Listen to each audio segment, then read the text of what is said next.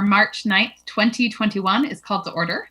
For tonight's meeting, any item that will be voted on has been posted on the PPS website and under the board and meetings tabs. This meeting is being live streamed on PPS TV Services website and on Channel 28 and will be replayed throughout the next 2 weeks. Please check the district website for those replay times. Welcome to our meeting tonight. Wanted to take the luxury of making just a quick statement because this week marks the anniversary of the week schools were closed to in-person learning last year, when we were all working our hardest now to live into the details of the governor's executive order and the changes we know are coming to the Ready Schools, Safe Learners guidance. And this is a week when we are all affected by the acts of violence that occurred at BESC over this past weekend. We're coming together tonight to continue the vital work of service to our students. I want to take some time to thank our nutrition service workers who switched up their shifts this week, rearranged their lives to share trucks, and to make sure our children could be fed without disruption after the loss of vehicles to arson. I want to thank all of our staff who over a year ago, with grace, creativity, and tenacity, dove into the incredible challenge of caring for and educating our students in the face of a deadly global pandemic. And I want to thank all of you, the students, the parents, the teachers, the janitorial staff, the secretaries, the mental health staff, the principals, our administrators, and everybody else for the input you are giving as we navigate together what is next, and for your continued flexibility, patience, and growth.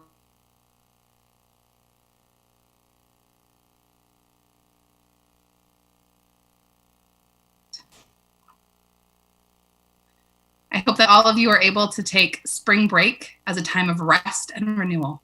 After this daunting year, I know many of you have had no vacation, no respite. It is important that all staff try to find ways to ready themselves for reopening by taking a break.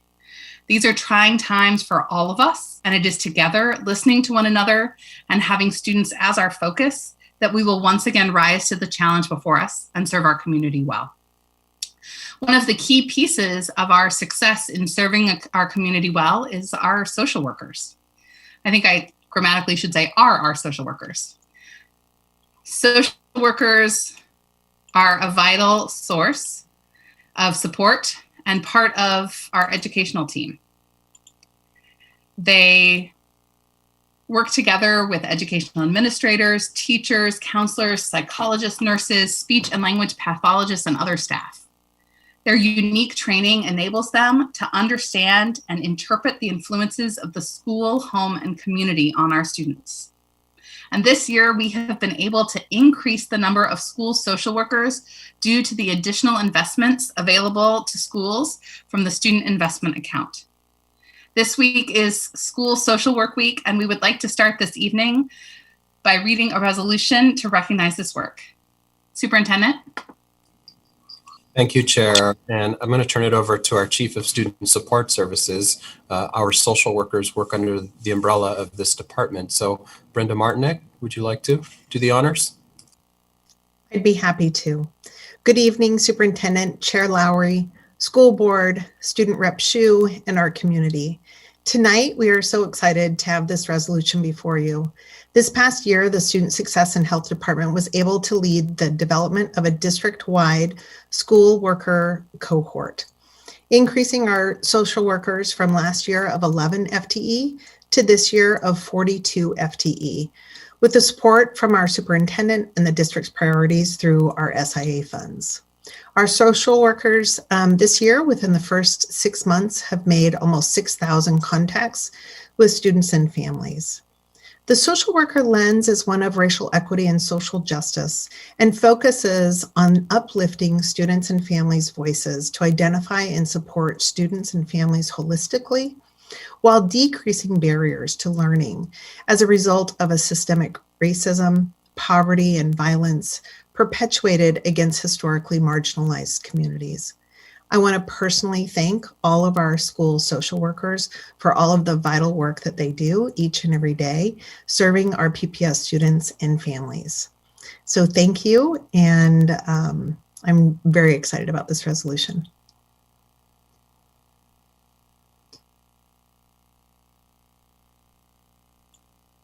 Director Bailey, you are muted.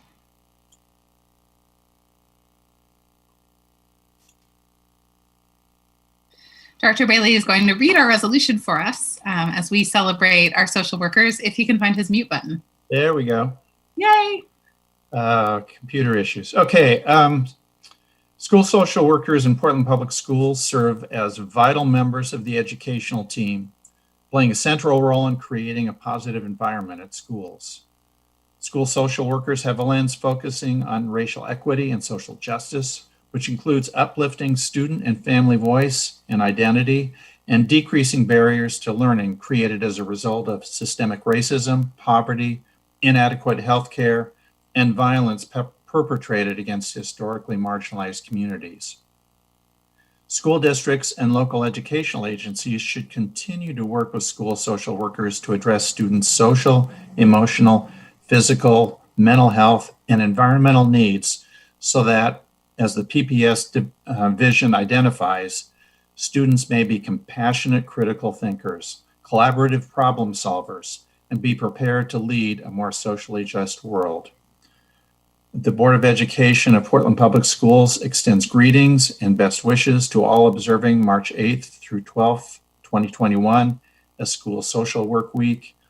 And I would just like to add that in these trying times, I am incredibly grateful for the work that our social workers do, and incredibly grateful that we've had such a large expansion of your numbers and your services and your ability to help our students, again, in these trying times. Thank you, Director Bailey. Do I have a motion and a second to adopt Resolution 6268, resolution to recognize March 8th through 12th, 2021 as School Social Work Week? So moved. Second. Director Brim-Edwards moves and Director DePass seconds the adoption of Resolution 6268. Is there any board discussion? Just like so many of our employees, it's amazing how they have reinvented themselves and their roles this year and been able to still be there for our students. So I love to picture those sidewalk conversations and porch visits and all those Zoom conversations. Brenda, please express our gratitude to that team. I certainly will. Thank you. And we know if our experience is the same as other school districts who have opened up in person, we will see an influx of students coming in with huge needs that we haven't identified before because they haven't been on the grid, so to speak. Yes, we will, and we are prepared for that.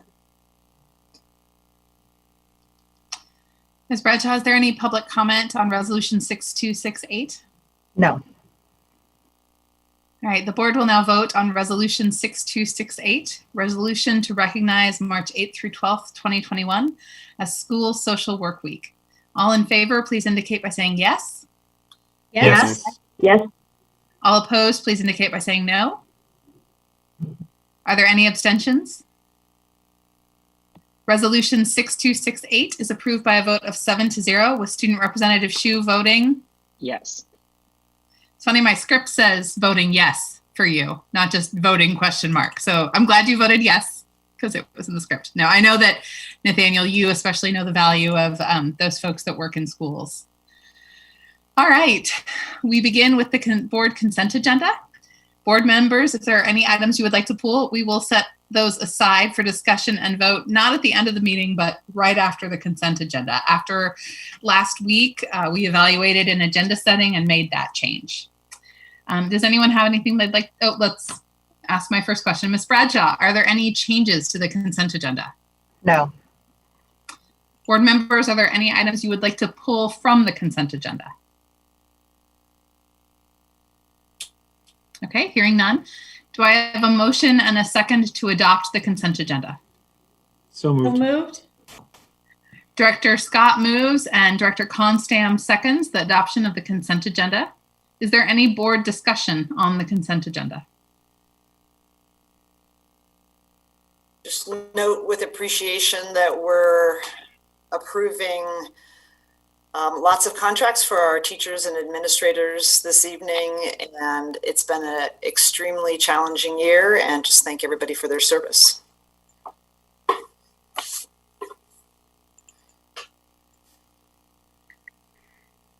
All right, Ms. Bradshaw, is there any public comment?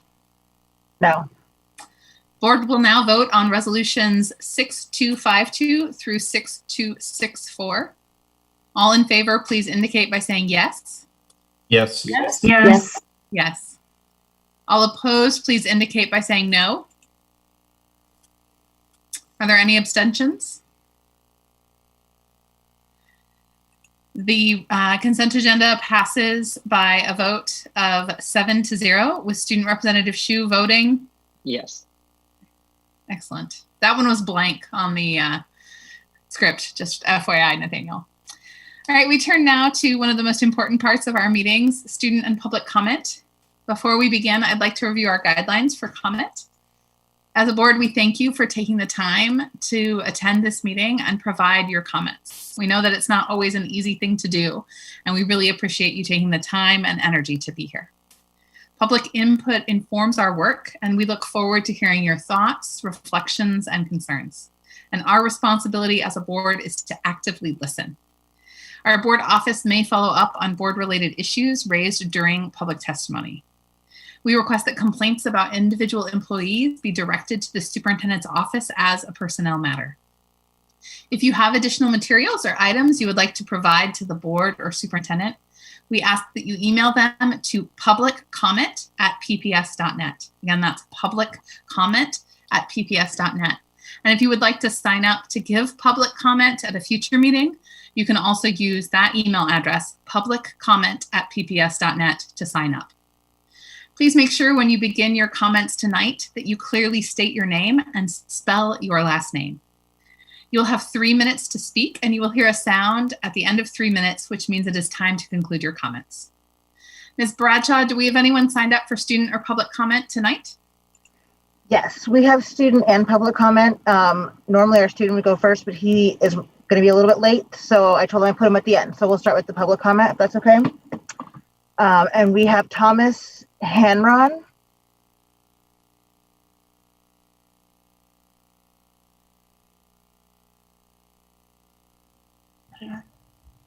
Welcome.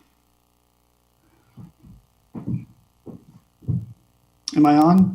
Yes, you are. We can hear and see you. Good evening. My name is actually Thomas Hanrahan. Good evening, board members and Superintendent Guerrero and my fellow Portlanders. My pronouns are he and him. My wife and I, Kelly, have 2 children in the Portland Public School System. One's a sophomore at Franklin. The other is a 6th grader at Sunnyside Environmental School. If you had met our sons before the shutdown, you would have described them as full of life. It would be hard to see them sitting still. That's no longer the case. Both of our sons have suffered due to the isolation and frustration caused by remote learning. And this really keeps us up at night. It's made us realize that COVID risk is only one aspect of the health and safety of the students who attend Portland Public Schools. And we believe as a family that the governor recognized this when she announced her executive order earlier this week. I had asked to speak to the board back in January regarding the need to open classrooms. Since January, PPS has pulled the data on the significant drop in attendance for students, particularly in middle and high schools during remote learning, and also has surveyed K-5 families with an 80% response rate, and a majority of families, including ours, want the children to return to school as quickly as possible.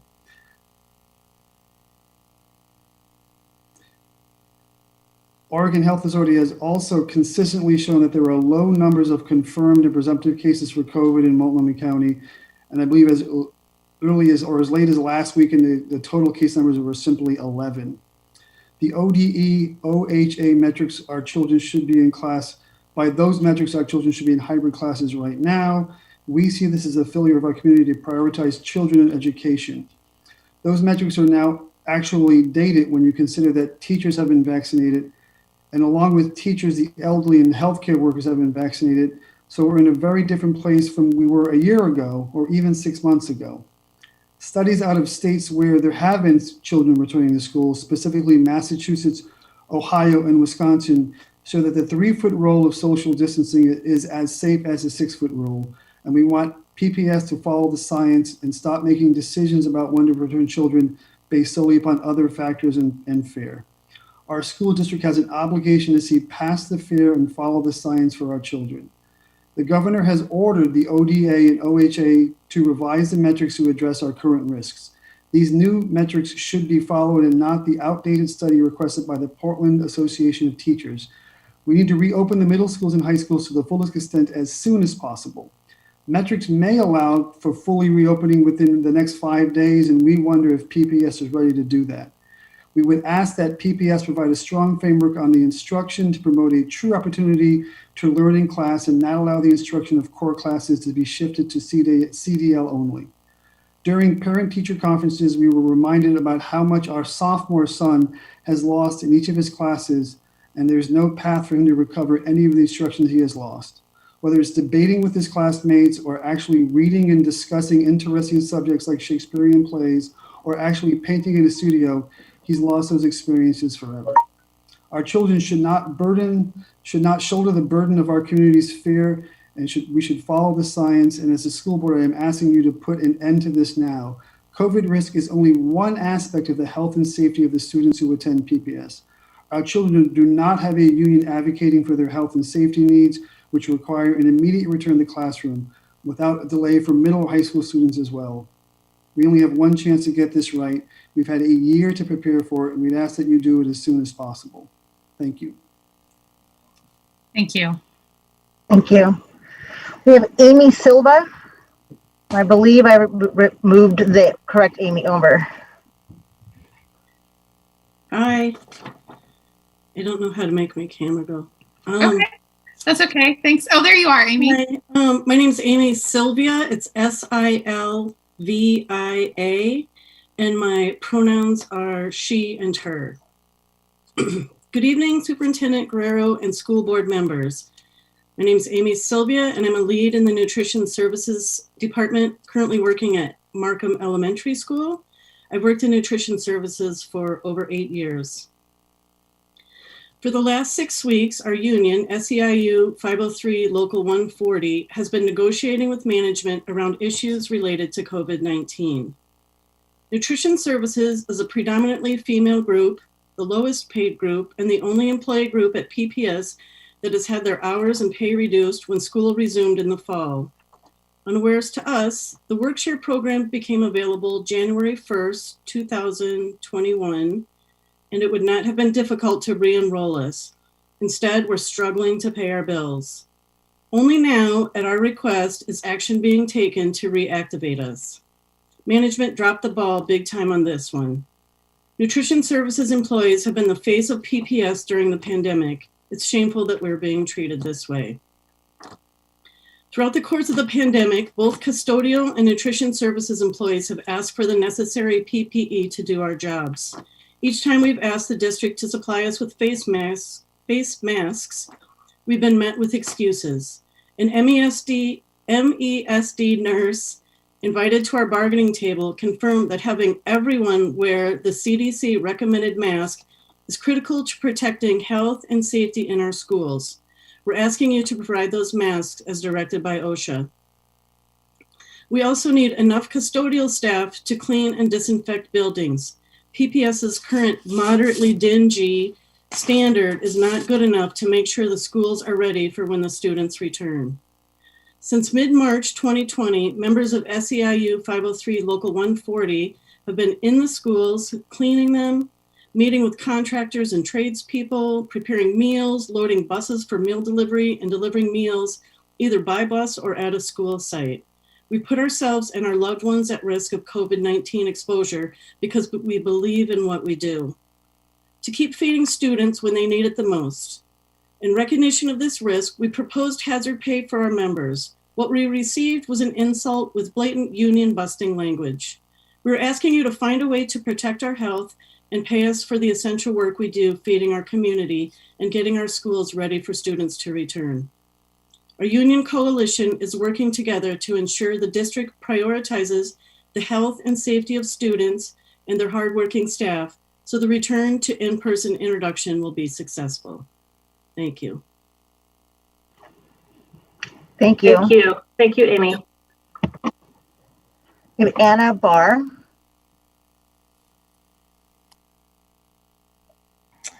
Hello, everybody. Thank you for allowing some public testimony.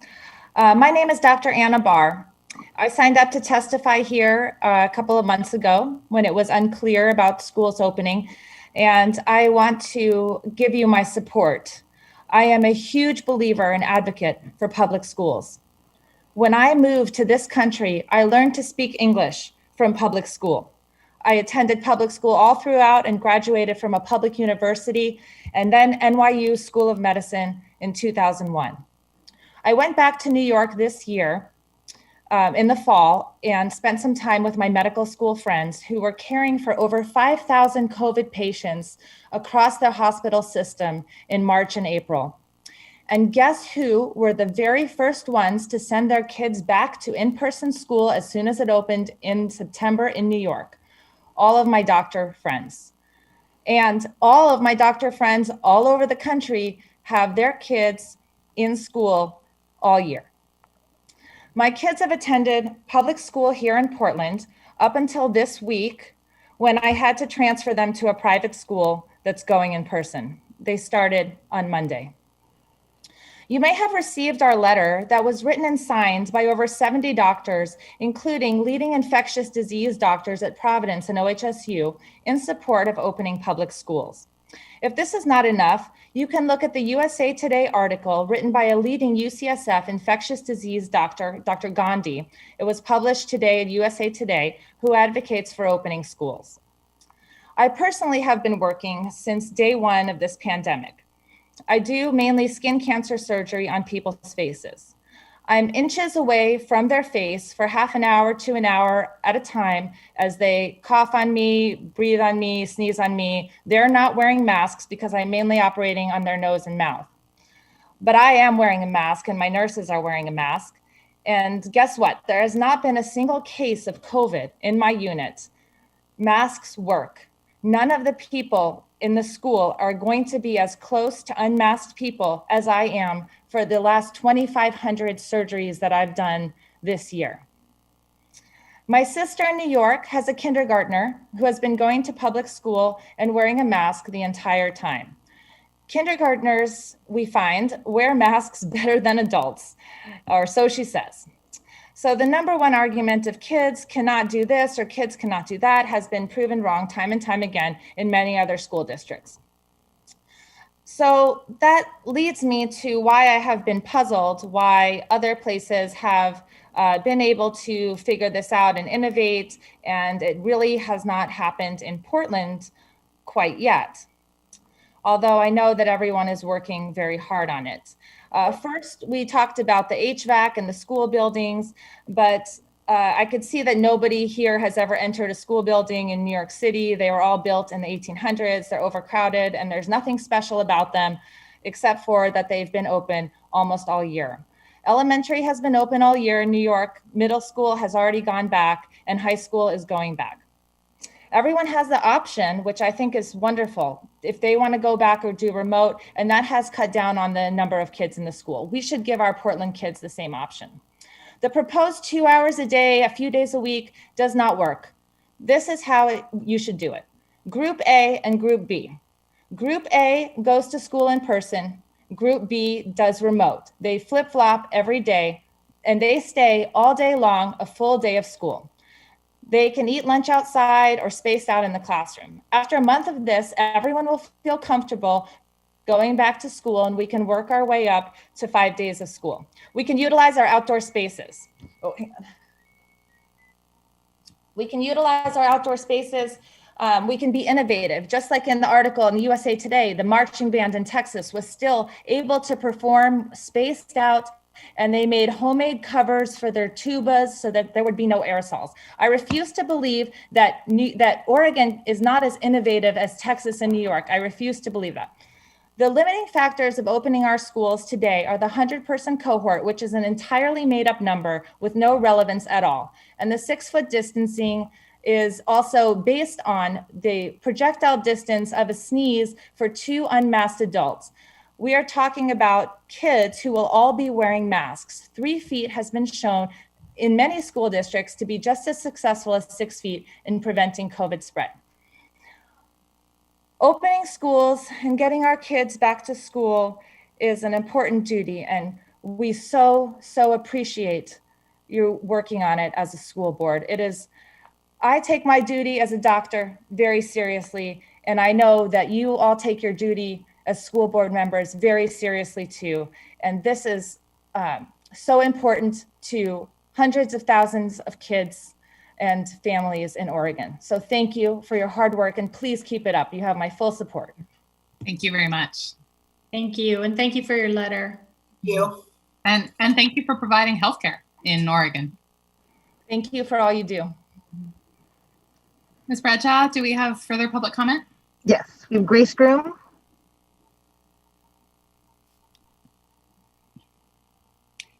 Hello, thank you for taking my comments. Sorry, let me undo my dock camera from teaching today. I think that'll work now.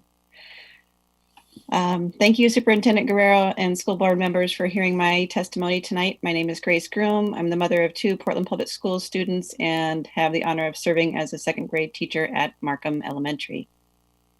Direct service staff are the front line of support for students and families, always have been, and even more so now during this crisis. Teachers and direct service staff support are addressing the learning gaps due to COVID closures, making sure families are connected to wraparound services, and supporting social emotional well-being of our students every day. I support the efforts made by our equity-minded leadership and staff to maintain direct service staffing levels for the 2021 or 21-22 school year. This is a good first step. But to truly center the needs of students and families most impacted by the pandemic, we need to do more than holding staffing levels steady. I'm testifying tonight to ask that as the budget process for 2021 moves forward, you all hold in your minds and your hearts the reality of our school communities. Students are hurting, families are hurting, staff are hurting. We need help and support. Keeping direct service staff at the same level as this year for next school year will not support the necessary healing for us to move forward towards more equitable outcomes for our students. Schools serving the highest percentages of historically and currently underserved students qualify for additional funding for direct service staff through the district's equity formula. As I understand it, these funds are slightly decreased going into the next school year. And this is at a time when more schools are qualifying for that limited resource of funds. What this means is, although the need for more direct service support has increased, the resources to support them are going down. I also understand that the district has decided to invest direct service staff for TSI and CSI schools to be able to provide between 1.0 and 1.5 FTE for instructional specialists to work directly with students on targeted learning needs. Again, I applaud this effort. It's an important first step towards equity. Hiring more social workers is also a critical component of giving students and families what they need. So thank you. We need additional teachers, educational paraprofessionals, nutritional and custodial staff now and in the next school year. The ship that is our Portland Public Schools is taking on water, and frankly, some days feels completely underwater as it is overwhelmed by the rush of needs brought on by the pandemic. We need all hands on deck. We need more hands on deck, working directly with students and families in schools to right this ship. And you are the ones who can make the difference and determine who sinks and who is saved. So please realign your budget priorities for next school year to meet the needs that we are facing. If an item is included that does not directly support students and families, scrutinize it intensely. If we get extra money, question why is that money not being spent on staff, even if it is temporary. So is our need. Let's right the ship and get more direct support to our students now. Thank you. Thank you. Thank you. We have Donald Oliver.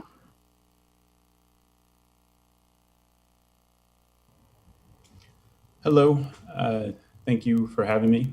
My name is Donald Oliver. I have two kids in the PPS system. They are at Laurelhurst K-8, one third grader and one fifth grader. My comments are probably a little different from what you're generally hearing on these calls, because it's, I think it has more to do with like where we are, kind of where we have to sort of exist in this space right now with our relationship with one another, rather than, I think you've heard many speeches and comments with facts and figures on both sides of the case. But with that, I'll just jump right in. To be honest, I struggle with what to say in this sort of context. So I didn't write a really long speech because it's uncomfortable.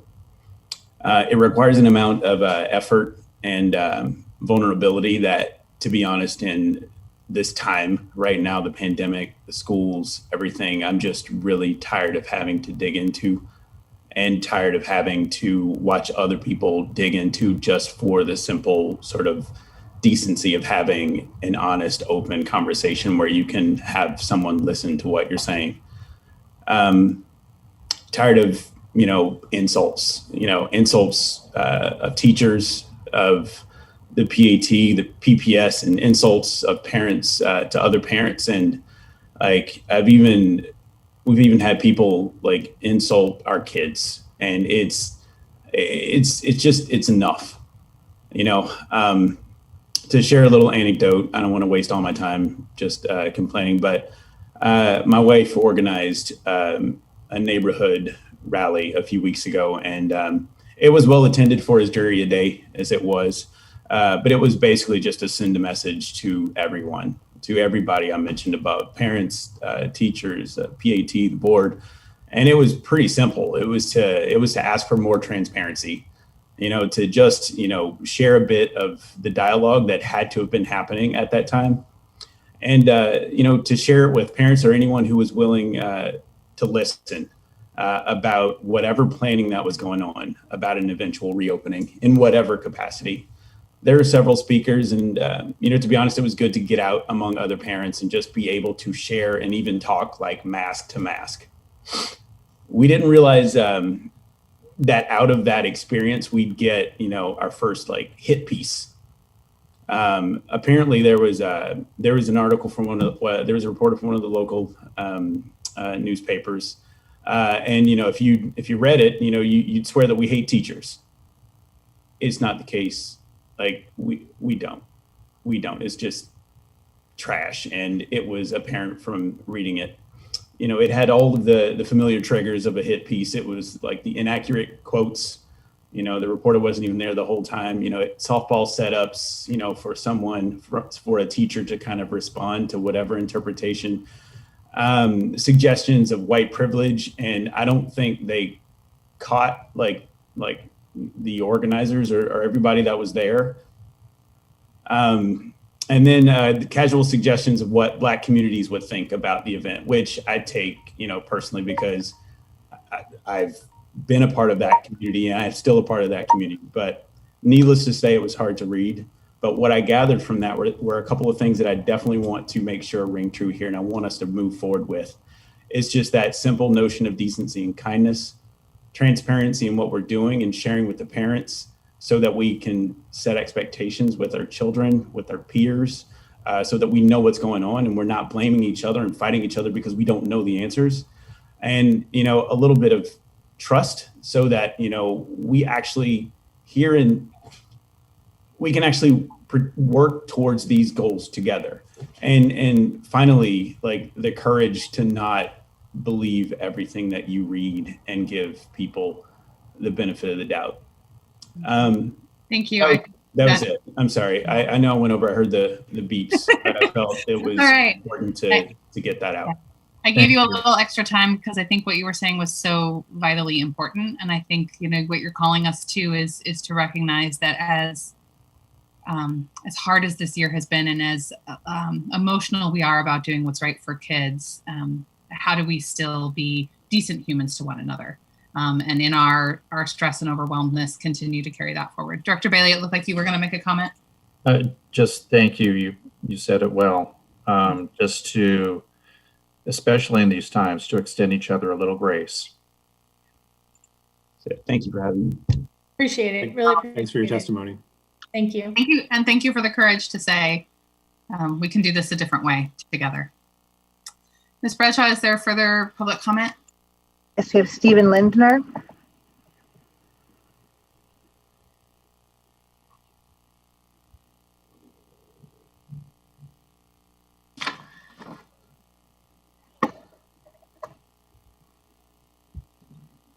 Hello? Hi, Stephen. There we go. Oh, sorry. There we go. Hello.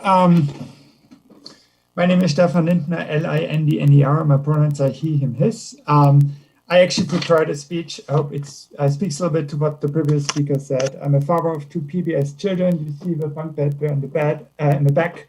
I'm an economist at Oregon Health and Science University. The views I express here are not my own and not those of OHSU.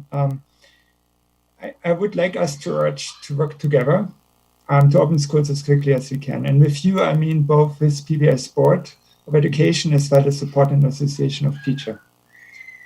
And I know you all have been working really hard, and so my remarks are taking that hopefully into account. We can open schools safely, we know this. There are safety standards that are established. There's lots of evidence from other schools that this can be done. We have heard of those from New York. And as far as I understand, we have those measures in place or can have them in place in Portland. Moreover, our teachers are vaccinated, which makes it safe for them and safer for our students to open schools. We also need to open schools as quickly as possible to reduce the harm that we inflict on our children. Despite our best efforts, online comprehensive distance learning does not work well for most children. Attendance rates have been slipping, the achievement gap is growing. And perhaps most worrisome, based on our research, that shows that this kind of keeping away students from school can inflict long-term harm on them, will affect not only our high school students, but also our middle school students and even our elementary school students. We cannot wait 5 or 10 years for this evidence to emerge. We need to act now. That is really important. So this brings me to working together.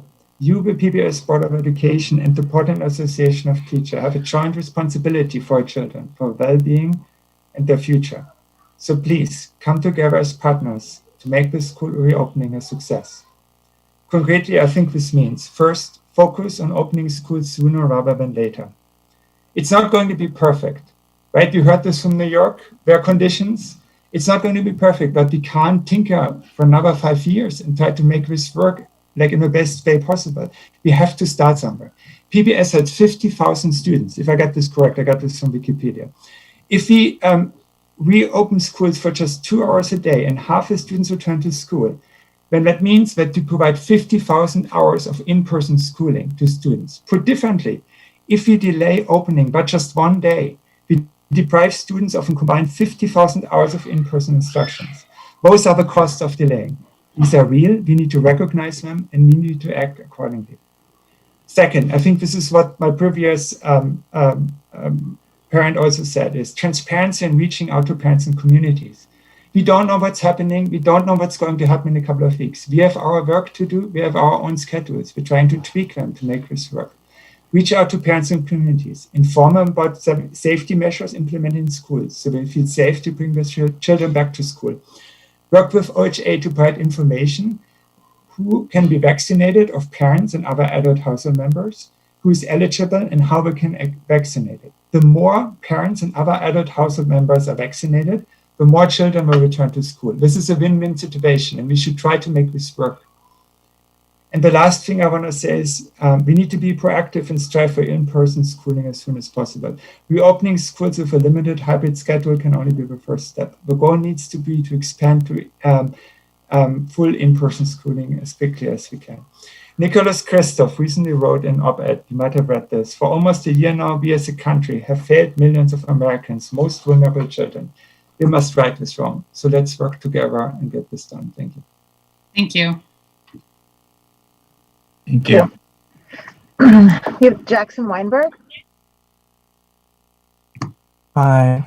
Sorry, I'm coming from my car. I've had a pretty busy day, so kind of in between stuff right now. Hi, I'm Jackson Weinberg, last name spelled Weinberg. Good evening, Student Representative Hsu, Chair Lowry, Board Directors, and Superintendent. I'd like to preface this public comment by stating that it is not my intention to hurt anyone's feelings or to place blame on any individual board member. I'm also the Deputy Student Rep for the District Student Council, so I would like to clarify that I am not giving public comment on behalf of the DSC or the student representative. I come before you tonight to speak about how Student Representative Hsu was not included in the last board retreat of February 20th, 2021, and to clarify statements made at the preceding board meeting of February 23rd, 2021. I found it interesting how Chair Lowry named and read off policy 1.20.010-P at minute 51 of the board meeting that I previously mentioned. This was in the context of how policy requires board elections to happen twice a year. Just one page down on that same policy, there is a section called Student Representation. For those unfamiliar, the policy explicitly states that, and I quote, "The student representative shall be entitled to all rights, responsibilities, duties, and privileges of a board member with the following summarized exceptions of not receiving legal documents, not having an official vote, and not being in attendance at executive sessions without consent of the board." With this in mind, it makes me wonder why Student Representative Hsu was not allowed to attend the board retreat. Chair Lowry, when confronted on the issue, stated that it was a mere oversight, since he hadn't been invited previously to other board retreats. This is misleading because Student Representative Hsu asked to be invited and was subsequently denied. Also, just because the board had been out of compliance with policy previously, it is no excuse for them to continue to be so. This leads me to believe that it was a conscious choice to exclude Student Representative Hsu from the retreat. Thank you for listening, and thank you for giving me a chance to give public comment. Thank you. That concludes. So I just, I feel like this needs to be addressed, that I had a conversation with both Nathaniel and Student Representative Hsu and Jackson following that board meeting. And I will own that I made the decision when I heard that Nathaniel had reached out to our board manager to ask to come to the retreat to say no, because it happened on Thursday night and I was not able to talk to my board colleagues and run everything through on Friday before the retreat on Saturday. So I made that decision, I will own it. And we have made the decision to allow Student Representative Hsu to be at the next board retreat in April. So this is a conversation I've had with the DSC. I will own the decision I made and the conversations we had subsequent, and that we will be ensuring that Student Representative Hsu is part of that April conversation. I think we are working on further conversations about the role of student voice and the relationship between the DSC and the board. And, you know, the student representative is not a board member. They are a representative student voice, and figuring out the best ways we can make sure that Nathaniel or whoever the student rep is in the future is consistently included in ways that are productive, but also protecting those places where board members do have certain legal and fiduciary responsibilities. So I apologize for my error, Nathaniel, in not having you be part of the February retreat or the retreats prior to that. And I'm thankful that you will be able to be part of our April retreat, and that we will continue to work as board leadership with the DSC to make sure we have clear processes around including student voice. Ms. Bradshaw, is there any further comment tonight? No, that concludes public comment. All right, we now get to hear a comment from our Portland Association of Teachers president. Our contract with PAT as one of our big labor partners allows them time on our agenda to provide brief comments to the board. And so I want to welcome PAT President Elizabeth Thiel tonight to share some brief comments with us. Welcome, Elizabeth. Hello, welcome. Thanks for having me. And I do have a few slides that I would like to share as part of my speech. Do I have the ability to do that? Were you able to send those in to Roseanne or to Kara ahead of time? I did, but not ahead during the meeting. So I emailed, they have them now, but Roseanne and Kara, is that something we're able to do right now? Elizabeth, if you are able to share them as well. Oh, great. Thank you, Okay. Roseanne. Great, thank you. I will start without them. So first of all, thank you for giving me the time tonight to address the board. I wish I could be here under better circumstances, but I do want to acknowledge that this has been a very jarring week for educators. The governor's announcement on Friday gave educators and the district only 10 working days to come up with a plan to open our school buildings. The governor's announcement has made an already complicated situation monumentally more difficult to navigate, and it threatens to upend months of work trying to develop in-person opportunities for our students that are centered around our core priorities of safety, stability, and equity. And that's what I want to talk to you tonight, plans for the spring. We know that we can't return safely or in a way that doesn't exacerbate longstanding inequities without a plan. And we know that no plan will succeed without the input of educators on the ground. The governor's announcement does not change the immense amount of work and preparation necessary for a safe and purposeful return to our school buildings. And it would be irresponsible to ask students to come into our schools before we have a chance to thoughtfully complete the plans and preparations to receive them. And so I hope you are pushing as hard as we are to get the governor to pull back from this ill-advised mandate. But tonight I want to talk to you about what educators believe are the critical elements for any plan to reopen our school buildings this spring. We know that this year has been so hard on everyone, and it has disproportionately impacted our families of color, multi-generational families, families who have lost jobs, families who have lost housing, as well as families who include essential workers. And that's why the district's plans for the spring must be centered on safety and equity, especially for our most impacted students. Given the upheaval of the past year, it's critical that we remember that many students and families have chosen to remain in comprehensive distance learning this spring. These are frequently our most vulnerable students, and we can't forget about them. We must prioritize stability for students who, for many good reasons, choose to continue to learning remotely this spring and not disrupt what's currently working. For students who do choose to return to school buildings for in-person hybrid instruction during this ongoing pandemic, we know that it is not going to be a return to normal. We can't offer what's normal. We need to have a program that's designed to meet the biggest unmet needs from this past year in comprehensive distance learning. And so educators have known that simulcast is not the solution to meet those needs, and we are relieved that that's come off the table and looking forward to making plans that really are centered on what our students need. And so we've been engaged in conversations with educators to determine what is the right answer and how do we move forward positively together around the goals that we share and believe in. So over the last 2 weeks, we have asked PAT members in every school building to engage in conversations about spring instruction.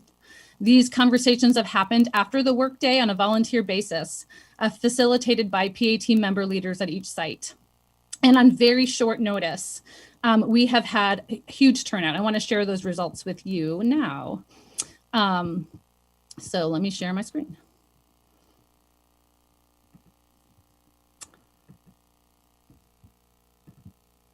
Okay, let's see. Sorry, I've got a small computer. Hard to find all my buttons. Oops, wrong one. Wrong one. Sorry about that. Here we go. Can you guys see that? Yes, we can, President Thiel. Okay. So on very short order, we have had conversations in 79 of our school buildings. 83 different conversations are reported. A total of 1,517 educators participated in these, and we asked facilitators to record commonalities from these conversations. We asked educators 4 questions. What is working in CDL for students that should not be disrupted? What are our students' greatest needs that are not being met in CDL? What would meet those needs? And what is your vision for how spring instruction could be designed to safely meet those needs? There we go. And what we found is that members had surprisingly consistent answers across grade levels. So this chart shows our answers for one of the questions, what are students' greatest needs? And our high school, middle school, and elementary school educators all very universally found that the greatest need of students was opportunities for social interaction. And as you know, that is exactly what parents found when the district surveyed parents. And so overwhelmingly, at every grade level, teachers found that social interaction was the greatest need, and educators had so many ideas about how we could build a program that focused on meeting students' need for social interaction and social emotional wellness. Educators were excited to think about plans to offer social groups, clubs, affinity groups, art, movement, hands-on education, and activities and extensions, music, dance, gardening. And as you can tell from the pictures that I selected, a lot of educators were really excited about opportunities this spring in April and May in Portland to offer opportunities outside, not online, to students who are coming in to our classrooms. Let's see. We also asked educators to tell us what is going well in comprehensive distance learning that we should be preserving for the kids who are going to remain. And first and foremost, educators reported that the routine, the consistency, and the structure of comprehensive distance learning was going well and was important to maintain for kids who continue. We don't want to disrupt those kids' routines. Of course, educators were very clear that the safety benefits of CDL are real and important, and we've been in comprehensive distance learning to protect the safety of our students and their families as well as educators. And we need to make sure that those opportunities that are working for kids, we also know even from the district's own attendance data, there are some kids who are attending better, like our LGBTQ students, than have been attending in live instruction. Sorry, here we go. I'm sorry, I'm multi-screening and it's getting me a little bit confused. And we also found striking similarities in our K-5, 6 through 8, and 9 through 12 educators and what a program for the spring should look like. There was near universal agreement that robust CDL options need to be maintained moving forward, that we need to have in-person opportunities that focus on the social, emotional health of our students, as well as their opportunities to interact with one another. And that there are so many opportunities this spring to do that with physical movement groups and so many things that educators are excited to offer. I'm going to stop screen sharing. There we go. We know that there are many families who want to remain in comprehensive distance learning. I am one of them. Both of my kids, I have a 7th grader and a 9th grader. When I've asked them what they would like to do, they have told me that they would like to remain in comprehensive distance learning and go back in the fall, hopefully to something that is a lot more normal.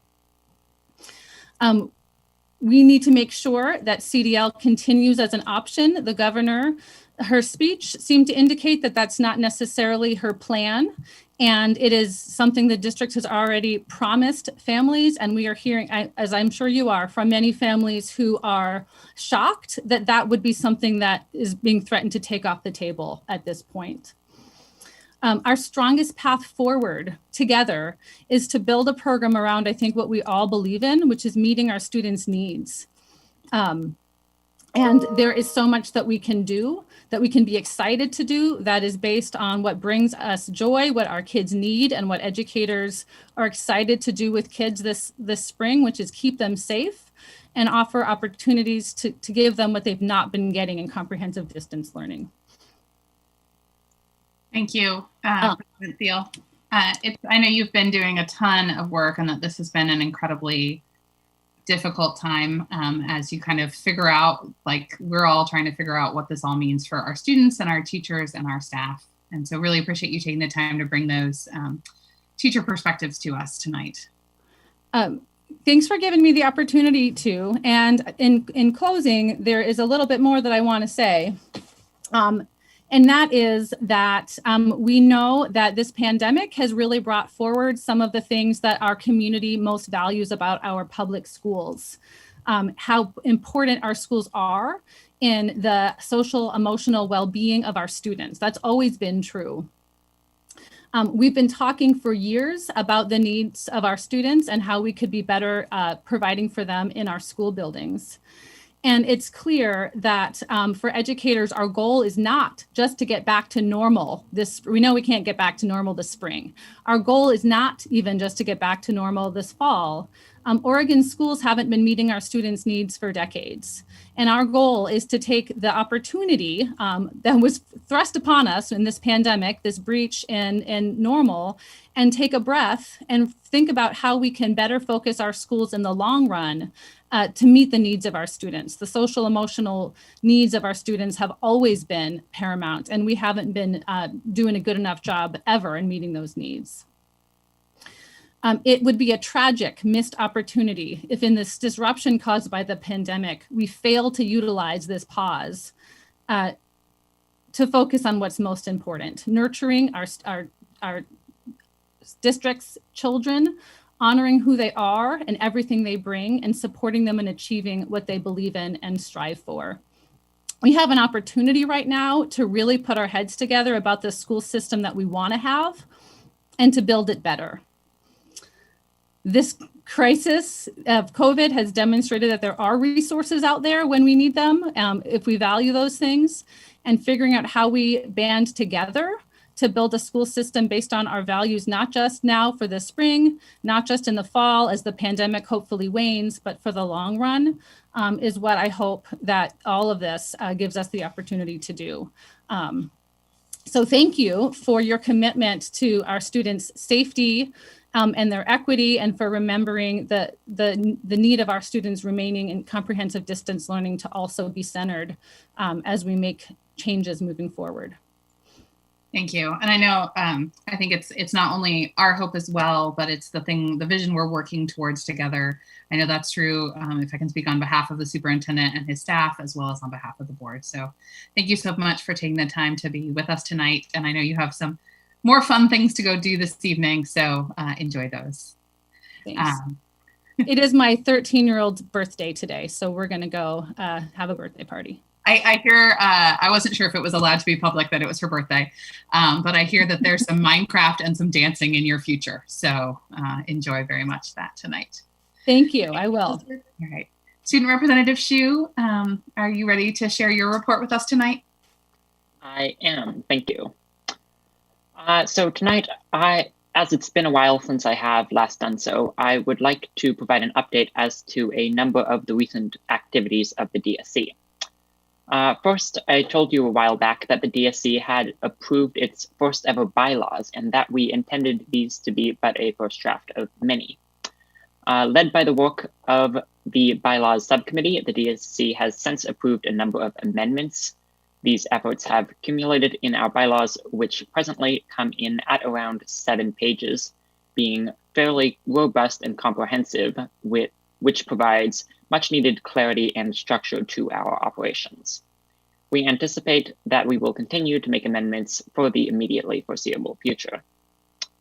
An additional endeavor that has really been ramping up lately is the planning of the 3rd annual PPS Student Summit. This policy-mandated summit, which had to be canceled last year due to COVID, aims to, quote, promote student voice, foster connections, and promote the work of the council, end quote. Our summit subcommittee has begun meeting recently, and we are currently planning to hold the event via Zoom in mid to late May. Similar to our plan for last year, the summit will break out into a set of 4 breakout rooms at 2 different points for a total of 8 rooms, each dedicated to a specific topic, from community organizing to the climate crisis and climate justice. Also similar to last year, we are planning to have an emphasis on affinity groups, with a planned effort to both invite them and in several cases have those organizations that are both willing and qualified lead breakout rooms. While many more details are forthcoming, I can tell you that any student, as well as SLT, ELT, and the board, are invited to attend. our working date and time, subject to change, is 10 a.m. to 2 p.m. on the 22nd of May. The DSC has also recently been working to ensure that elections for next year's DSC representatives take place at all schools, which will hopefully result in the 2021-2022 DSC being representative of all or nearly all students. We are still in the early stages of this operation, but most signs thus far are optimistic, especially at our comprehensive high schools. Finally, on an unrelated note, I feel compelled to speak to the acts of vandalism and arson at our central office. All I have to say is this. Anyone who thinks that destroying trucks used to bring food to hungry school children is an acceptable means through which to effect political change, a legitimate way to express grievances, or a remotely admissible pastime needs to seriously reconsider their worldview. Thank you. Thank you so much. And I've made a note of that May 22nd date. I appreciate you inviting us all. Superintendent Guerrero, would you like to provide your report to us now? Good evening, directors, and buenas tardes to everyone listening in this evening.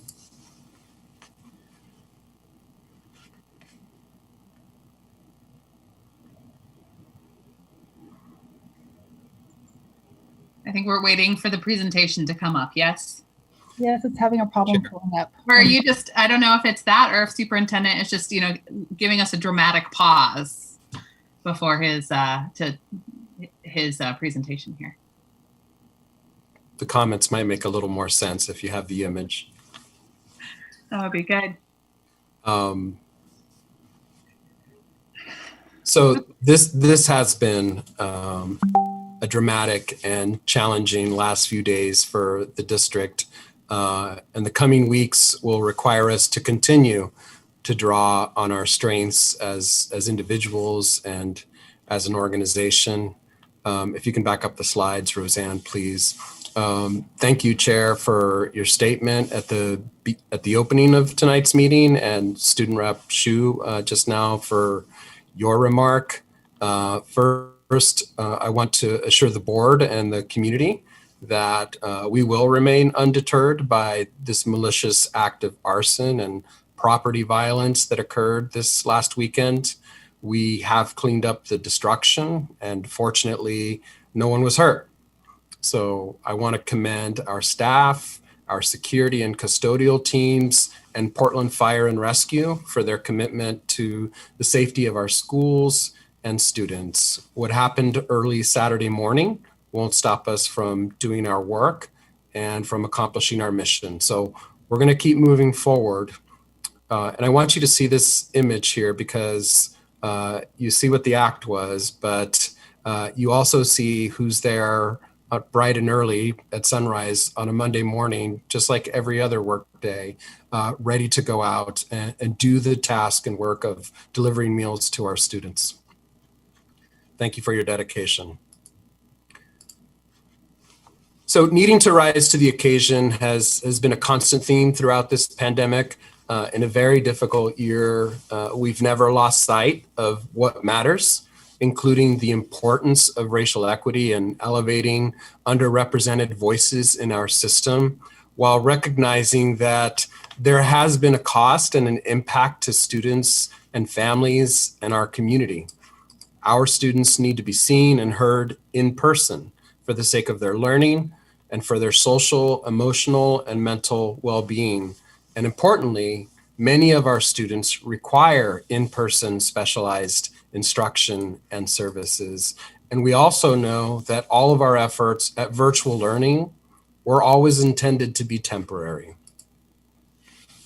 And now we're being asked to reopen by our governor. The details of the governor's executive order, which has not been formally issued yet, are still forthcoming, and how we respond is still taking shape. Here's what we do know. The plan comes in 2 phases. K-5 elementary schools will return the week of, that's sometime during the week of March 29th. Grades 6 through 12 will reopen in mid-April. The governor's new expectations essentially give us a little more than 2 weeks to finish finalizing our instructional models and all of the detailed operational plans necessary to safely welcome students back to school buildings. And really, if you consider spring break, we're really now down to 8 business days to land all of this. So there's still much to do, but we will be ready. We know it is safe for us to reopen for in-person or a hybrid of virtual and in-person learning. From the beginning of this pandemic, we've insisted on basing our decisions on reopening based on objective health metrics for schools. The key metric is the 14-day cumulative case rate based on the number of positive tests per 100,000 residents in the community.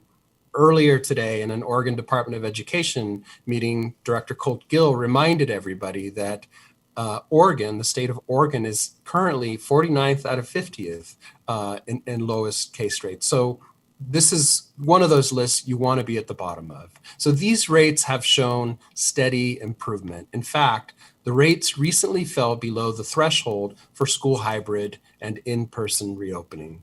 The public's confidence is clearly rising as case rates drop. A healthy majority of our families, including our families of color, have indicated that they want some form of in-person learning this spring. So based on the science, based on the results, we can move forward, and we will do so carefully. I want to share how we've been preparing for this moment. We want everyone to feel confident that we've taken the necessary steps to welcome back students and staff to our buildings. First, many of our teachers and other student-facing staff have had the opportunity to be vaccinated and have begun that process. Vaccination is the surest possible way to avoid contracting or spreading COVID-19, and it is available to all student-facing employees. Second, we have begun to address ventilation and airflow issues in our buildings. Wherever possible, we've upgraded HVAC systems at schools, we've increased ventilation, opened windows, and invested in air purifiers with UV lights for all learning spaces. We won't be returning to classrooms set up in the way we've always been used to, but we will be returning to safe learning spaces that have been adapted to meet our current needs and requirements. Third, we have already reopened some of our buildings for limited in-person instruction. We have more than 85 schools already up and running with at least a portion of students attending during the day with limited class sizes. We have opened up school athletics programs, which are operating in a safe manner. And by the end of this week, all of our schools will be operating some forms of limited in-person programming. We have learned a great deal from these initial efforts, and we have made some changes to classroom configurations and adjusted protocols. At the same time, we recognize that each school is different and will require unique approaches, but the goals are the same. Ensure a safe learning environment and maintain a continuity of learning. That's what our students deserve, our teachers need and know how to do, and our community continues to support. So our reopening measures are still taking shape. We don't have all the specific details quite yet, but all student-facing staff have access to vaccines. We've procured and distributed additional safety equipment. We have articulated and implemented health and safety protocols, and we have the guidance from health authorities to inform our plans. And we're educators. We know how to support our students in their success, and that's the most important asset that we have. Fundamentally, a thriving school community is about the positive relationships between students, educators, and families. So I thank everyone in advance for your support, for your continued flexibility and willingness to adapt to continue meeting the challenge in front of us as we stay student-centered and celebrate a return to school for our children and young adults. This will be a new kind of first day of school with the kind of natural nervous excitement that comes with being with peers and in new classes, and it will be important for all of us. I also appreciate what the earlier speaker described, that we focus on making this the most positive and welcoming return to school as an experience for our students. So staff will be sharing more details and updates related to school opening a little later in the agenda, But lastly, I also want to alert our audience and community that if you now go to our district's homepage online, you'll notice a new banner, PPS Reopens. There you will begin to observe a growing level of transparent communications and details posted there for all things related to schools reopening. Thank you.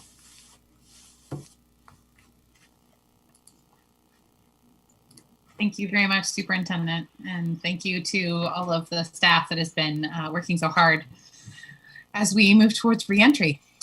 We move now to our committee and conference reports, and we begin with the audit. Director Brim-Edwards, do you have anything to report?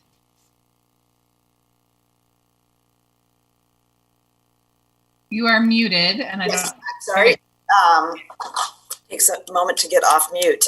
Yes, I do have a report. That the audit committee had a meeting on February 24th. We had an update on the current audits that are underway and the audit planning. People should know the P-card or the purchasing card audit is underway, including the field work. And as you all might recall, when we approved the audit plan this past year, we noted that one of the audits that we approved was the health and safety plan checks audit, and that we indicated the auditors would undertake that audit when there was in-person instruction occurring in schools. And so since we have limited in-person instruction and hybrid models starting up, that audit will move into position and the field work will be starting. In addition, at the meeting, we also had a discussion of key performance indicators for the Office of the Performance Auditors, and there was several proposed audits and a refinement of different how we measure the audit office's performance. That's a best practice. They also showcased a oddity survey that they will roll out in the coming year as they conduct audits to get feedback from the auditees. And then lastly, there was a more in-depth presentation on the these health and safety building plan checks, and essentially the objective of the audit, since this is now highly relevant, is whether the school buildings where students are attending in person in classes are in compliance with the building safety plan that's been put in place on the onset of the COVID pandemic. And all the schools do have building safety plans, and the visits will be starting, and I believe audit committee members and others have been invited to participate in one of those walkthroughs. It should be important to note that the audit will not determine the adequacy of the building safety plans. It will determine whether the school building is in compliance with the building safety plan. So a really important check, and that this is designed not as a got you audit, but as a way to ensure and to review whether not only are we in compliance, what our schools need to be able to effectively implement those building safety plans, which is an important thing for our students and staff. So more on that, I'm sure, coming up. And if individuals are interested in these walkthroughs, please contact the Office of the Internal Performance Auditors. Thank you, Director Brim-Edwards. Director DeFoss texted me and let me know that she'll have a report next meeting from the School Improvement Bond Committee. So we turn now to Director Morris, their report from CBRC.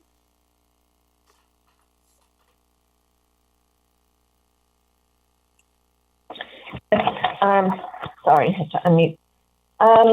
So the CBRC is meeting together with the school board for a work session this Thursday on March 11th to discuss the strategic plan and multi-year business plan, and do a preview of the 2021-22 budget, and talk about the budget schedule, how we're going to proceed with the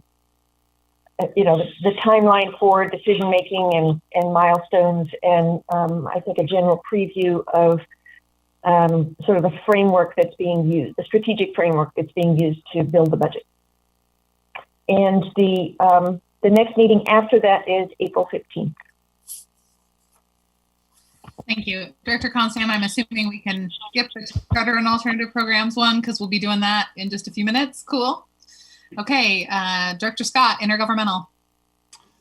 Yeah, the update is that we have decided to cancel Thursday's intergovernmental committee meeting. We want to make sure that all staff have time to focus on reopening.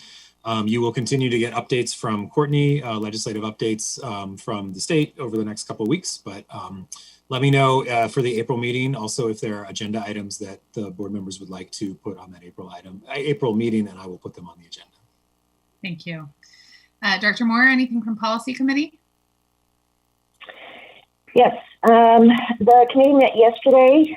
We talked about 3 policies and the real estate complaint and technology use policies. 2 policies that the committee has considered are on tonight's agenda a bit later. Sort of following up with what Director Scott just said, given the press of other work, especially all of the work related to reopening, that's going to be really challenging and over the next few months, and is going to really put a strain on the capacity of both staff and community to engage in other work. The committee is going to have to reassess what we can reasonably expect to accomplish over the remaining 3.5 months of this school year. We started off the year with a very ambitious, probably even unrealistic work plan for the year. And it's becoming clear that we'll have to scale back and prioritize the work. Accordingly, at yesterday's meeting, the committee decided to pause work on revisions to the complaint policy, pending some additional data analysis and staff engagement.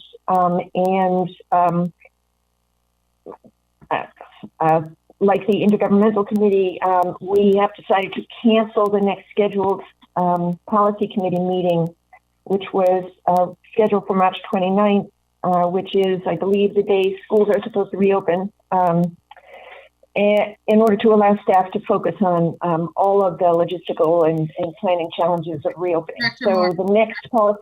Director Moore, I want to be really clear based on what Superintendent Guerrero said, and that we're really communicating clearly with our teachers and students, is that students will not be back in the classroom on March 29th. That is when staff will be back, and that the day that students come back is sometime that week, but it's TBA. So just to be, I've heard a lot of panic. So I just want us to be very clear about that. So sorry for interrupting you. Please go ahead. No, thank you for the correction. Sorry, I misspoke. Anyway, our next policy committee meeting will be April 19th. Thank you. I just have gotten a couple of those emails from folks about the 29th. All right, Rose Porter. Do we have any updates from Rose Porter? Yes.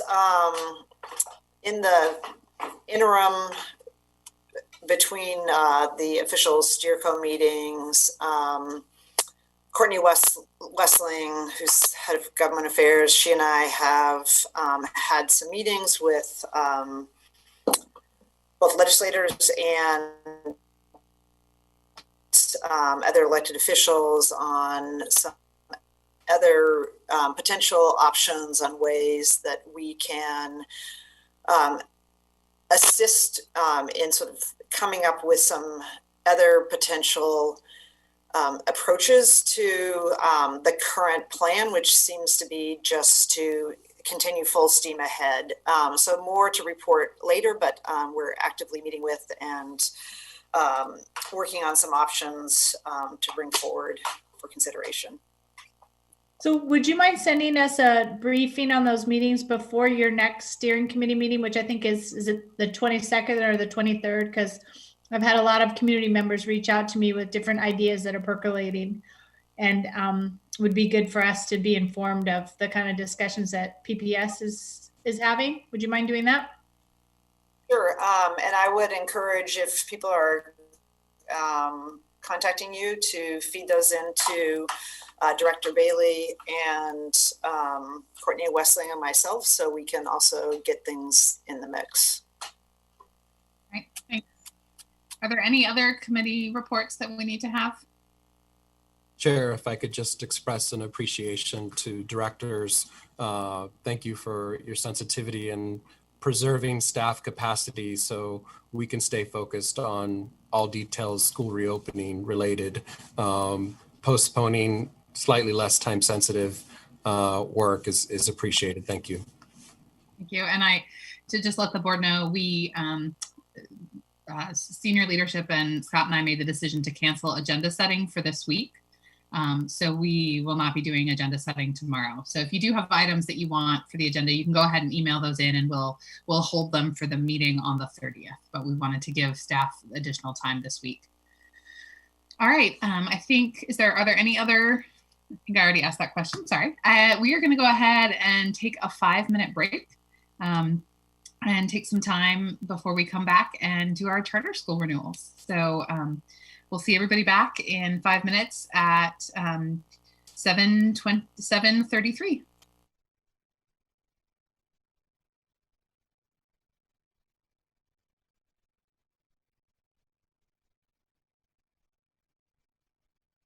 About the great work these schools are doing, and I really enjoyed my time last year as the chair of this committee and getting to be part of the work. So I'm really excited to hear from Chair Constam and everybody else about these renewals. Chair Constam meaning chair of that committee. So Chair Constam, would you like to introduce this next item of our renewals of our 2 charter schools, Opal and Portland Arthur Academy? Sure, I'm happy to. Yes, this is our annual process, and this year we have 2 of our charters that came before us in a full renewal process. Sponsors of charter schools in the state of Oregon, like PPS, are responsible for evaluating charter school performance and determining whether or not to renew the contract of the charter school based on its compliance with the law and the contract, and its performance in 3 domains: academic, financial, and organizational. We follow the National Association of Charter School Authorizers recommendations that a formal review application be used as part of a fair and transparent process. This renewal application ensures that all charter schools entering the renewal process have an equal opportunity to present data and information relevant to their request for contract renewal.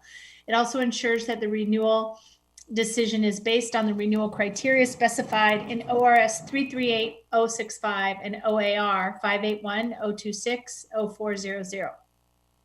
The board's Charter and Alternative Program Committee met to review the staff's recommendation to renew both charter schools at our February 2nd meeting.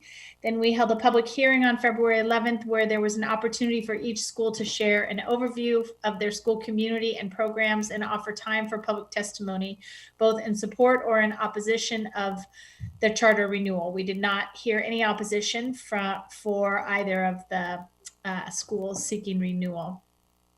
The committee unanimously voted to recommend renewals for both Opal School and Portland Arthur Academy. I hope all of you have had a chance to look at some of the data that that was brought forward to us as part of this renewal process. There's really nothing notable in terms of any areas of concern with either of these schools. So it was just a wonderful opportunity for us to check back in with the educators at these 2 schools that I can proudly say are serving their students and families very well. So Superintendent Guerrero, would you like to introduce staff to further dig into the details here? Yes, thank you, Director Constam. I would like to invite Senior Director of Multiple Pathways to Graduation, Karina Wolf, and Director of Charter Schools, Tara O'Neill, to provide an introduction to each school. Thank you. Thank you. Good evening, Superintendent Guerrero, Chair Lowry, Vice Chair Bailey, and directors. Opal Charter Schools submitted a written request for charter renewal on January 2nd, 2021, in accordance with the charter school renewal process outlined in ORS 338.065.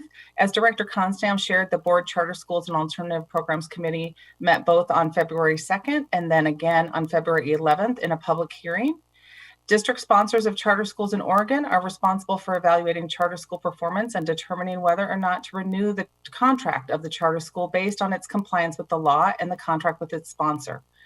As a member district of the National Association of Charter School Authorizers, PPS requires charter schools to use recommended renewal application to ensure a fair and transparent process. Evaluation for the renewal included a review of annual performance reports, financial audits, site visits, and any other information jointly agreed upon by the sponsor and the charter school. This information is collected in the school's annual performance framework and report. Within Multiple Pathways to Graduation, the PPS Charter Schools Office submitted the 2019-20 Performance Framework and Report for Opal School in review of its academic performance, fiscal management, organizational stability, adherence with all applicable state laws, and compliance with all terms of the charter contract. The Charter Schools Office found no areas of statutory or compliance concern in its review. Opal Charter School is a K-5 charter school in Southwest Portland, housed in the Portland Children's Museum building, enrolling 88 to 90 students. The school's instructional program is guided by the work of early childhood educators in Reggio Emilia, Italy, neuroscience research, and constructivist practices. The Opal School, through its association with the Museum Center for Learning, operates as a research lab and professional development hub for educators nationwide who take part in Opal's summer symposium and visitation days during the school year. Now I'm going to invite Director O'Neill to share some more specific information. Thank you, Karina, and good evening, Superintendent Guerrero and directors. The Opal School opened in 2001 and is in its 20th year of operation. Opal School was the first charter school in the Portland Public School District to open. It has successfully applied for charter renewal in 2006 and 2011. The school is currently operating under a 5 to 10 year flexible agreement, which has been extended annually to reach the statutory 10th year limit and will terminate on June 30th, 2021.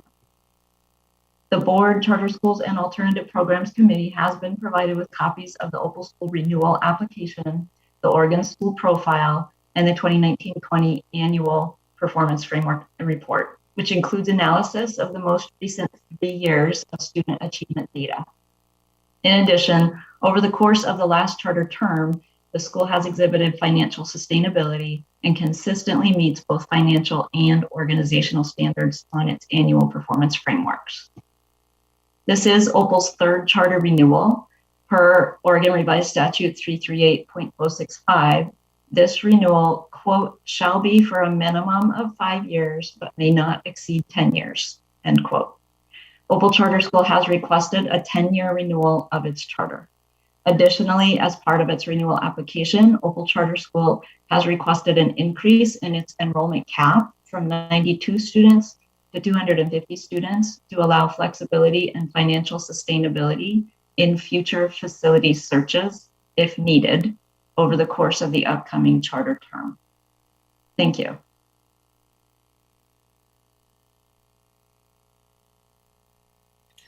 Thank you. All right. Do I have a motion and second to adopt Resolution 6267, resolution approving renewal of the charter agreement with Opal Charter School? So moved. Second. All right. I think I heard Director Brim Edwards and Director Scott and then Director Constam. So we'll do Director Brim Edwards moves and Director Scott seconds the adoption of Resolution 6267, and Director Constam can be jazz hands at the end. That would be Mr. Bailey to you, Chair. Oh, was it Mr. Bailey who seconded? I just heard the male, voice, so I apologize. So we'll do that again. Director Brim Edwards moves and Director Bailey seconds the adoption of Resolution 6267, and Director Constam provides jazz hands at the end of that. Is there any board discussion? Yeah, I'm just delighted to say that 20 years after the first approval of the charter application, it's great to see a school community that has, I think, really demonstrated what we hope for in our charter schools to provide some alternatives for students that may, is different than maybe offered in some of our other schools. We look for them to be hubs of innovation, to share best practices, and to receive best practices from our other schools. And I say it seems like a long time ago that Opal School was first before us, but it's gratifying to be here 20 years later, because when you make that first approval of a charter school, it's just given the nature, it's not clear if it's going to be a sustainable model. So I'm really pleased to see that the sort of spirit and vision of the original founders is still strong, and it looks like another 10 years, and I can guarantee you I'm not going to be here for the next renewal. So you say. I just also want to say I'm really thrilled to be able to see this charter renewal through. My son Harrison actually was in the first class in 2001, coincided with mine having a second baby, and I was looking for some place to put the older child, the 3-year-old, and he ended up at Opal, and I love the, excuse me, I love the merging of science and art and expression. I also harkens back to my family background and like the Montessori education and the focus on the kinder, we call it in my family, the kinder, the children. And yeah, I'm really happy to support it. I made this comment during our hearing. I would love to see the Opal school in particular serve more kids of color, because I think that the pedagogy and the learning environment is really generative and wonderful to see. So I'm happy to support. My family benefited by it just worked out really well for our transportation plan for my son's, pre-K years. And in fact, just yesterday, I pulled out a little booklet that he had made with a fantastic photograph of him over breakfast. So I'm really glad to see this go through. Thanks. Just want to say thank you to Opal for your really thorough work in preparing this renewal application. And I want to just mention that Opal is anticipating a new chapter potentially in moving from their current space. And so that is why we have this renewal includes a pretty significant authorization for expansion of their student body, even though it's not certain that they would expand enough to meet that total capacity that they're asking for, but they want to have the flexibility when they're looking for new spaces. So I endorse that. That's in the resolution that's before us, and we wish you guys well in that tricky pursuit. And also just want to commend you for much greater collaboration with other PPS schools in the last couple of years, and to commend our PPS leadership in using Opal as a resource and in that collaboration, because we know we have educators coming from all over the world to learn from your practices and see what's going on. So I'm glad our own teachers are benefiting as well. And then one last item, which is pretty interesting, is, the whole name of the game this past year has been adaptation. in terms of adjusting to remote learning. And it was a particularly interesting journey for Opal School, who really used very little technology in their curriculum before. It's very much based on hands-on learning and project-based curriculum. So to be able to carry those same learning principles and styles forward in remote learning is pretty remarkable. So thank you. It's a pleasure to have a window into what you guys do with your kids and families every day. Thank you. Ms. Bradshaw, is there any public comment? No. All right, the board will now vote on Resolution 6267, resolution approving renewal of the charter agreement with Opal Charter School. All in favor, please indicate by saying yes. Yes. Yes. All opposed, please indicate by saying no. Are there any abstentions? Resolution 6267 is approved by a vote of 7-0, with Student Representative Hsu voting Yes. all right. We now turn again to our leadership team, our staff, to introduce Arthur Academy. Thank you. We'll do it. We'll do the same tag team. So Portland Arthur Academy submitted a written request for charter renewal on January 2nd, 2021, in accordance with charter school renewal process outlined in ORS 338.065. As Director Constam shared, the board Charter Schools and Alternative Programs Committee met on February 2nd to review Arthur's charter school renewal application and supplementary information. And then again on February 11th in a public hearing. The next step in the renewal process is to determine whether or not to approve the school's request for renewal. The PPS Charter Schools Office submitted the 2019-20 Performance Framework and Report for Portland Arthur Academy in review of its academic performance, fiscal management, organizational stability, adherence with all applicable state laws, and compliance with all terms of the charter contract. The Charter Schools Office found no areas of statutory or compliance concern in its review. Portland Arthur Academy Charter School is a K-5 charter school in Southeast Portland, housed on the Ascension Catholic Church campus, enrolling 175 students. The school uses a research-based direct instruction model that focuses students through a highly organized incremental curriculum and ensures they master each skill before moving on to the next. Portland Arthur Academy is one of 6 Arthur Academies in the greater Portland area, which share a common curriculum, a single board of directors, and a central administrative office.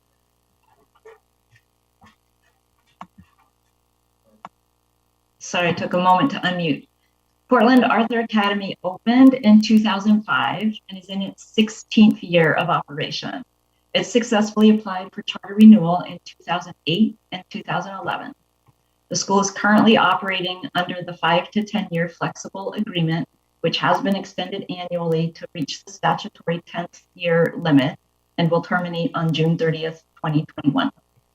The Board Charter Schools and Alternative Programs Committee has been provided with copies of Portland Arthur Academy's renewal application, the Oregon School Profile, and the 2019-20 Annual Performance Framework and Report, which includes analysis of the most recent 3 years of student achievement data. In addition, over the course of the last charter term, the school has exhibited financial sustainability and consistently meets both financial and organizational standards in its annual performance frameworks. This is Portland Arthur Academy's 3rd charter renewal per Oregon Revised Statute 338.065. This renewal shall be for a minimum of 5 years, but may not exceed 10 years. Portland Arthur Academy has requested a 10-year renewal of its charter. Thank you. Thank you so much for that. All right. Do I have a motion and second to adopt Resolution 6265, resolution approving renewal of the charter agreement with Arthur Academy Charter School? So moved. Second. All right, Director Constam moves and Director DePass seconds the adoption of Resolution 6265. Is there any board discussion? So I said this at the hearing as well, but you'd be hard pressed to find 2 different approaches to teaching and learning as you would in the 2 schools that we're dealing with tonight, and yet both are successful. The original idea behind charter schools was to try something new, and if it's proven successful, to have those ideas adopted into the broader public school system. Right now, we have some foundational work still to do before I think we'll be able to do that. But it's my hope that in the future that PPS looks more carefully at the charters and starts stealing some good ideas.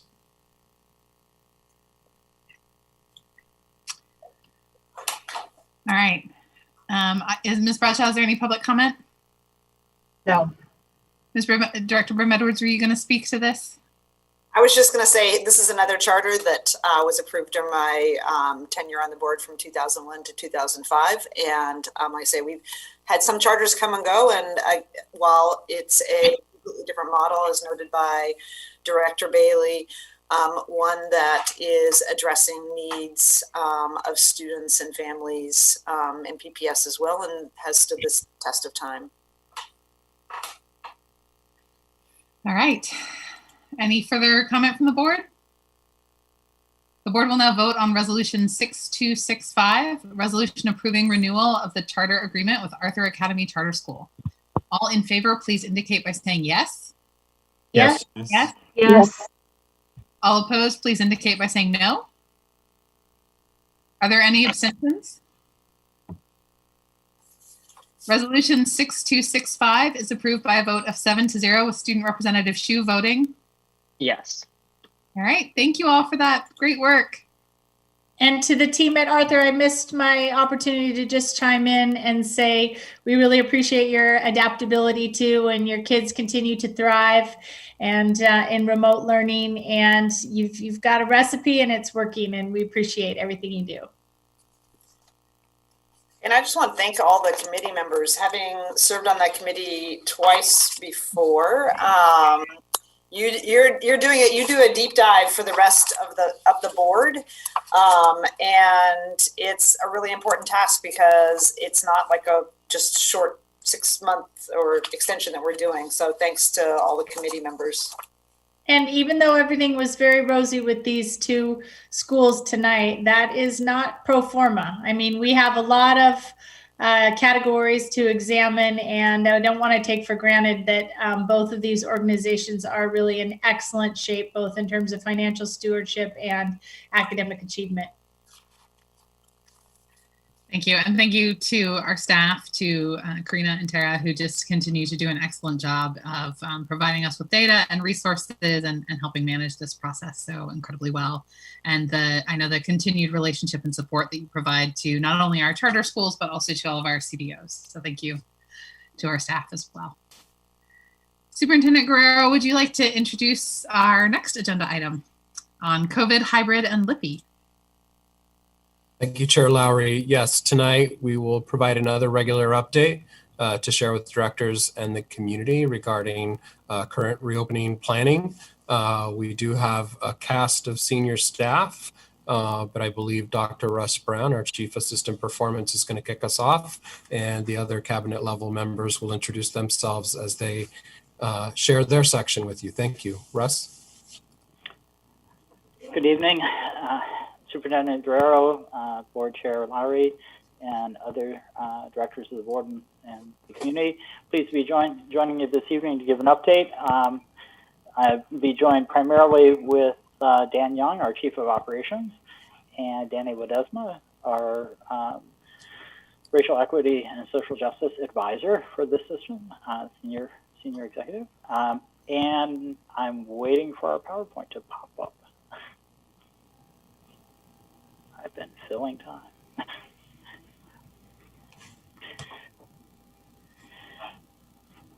So next slide, please. So tonight, I'm going to start and I'll go over our latest numbers in terms of COVID rates and also an update on our K-5 student family preference form. We've talked about that previously and just want to give an update.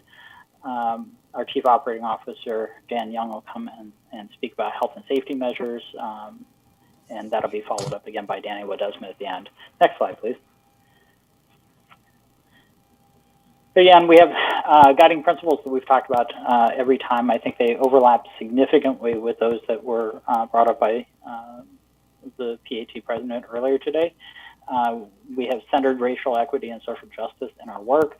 We have a combined interest, I think, in trying to make sure that as we plan and work forward, that we are centering our Black and Indigenous students in those conversations.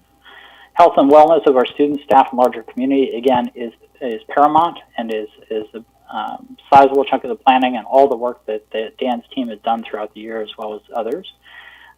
Again, we focused on connection and relationship. It's important for us, and it's an important part of instruction. I think sometimes we act as if social emotional learning and academics are somehow separate, when in fact, I think that they're the same thing.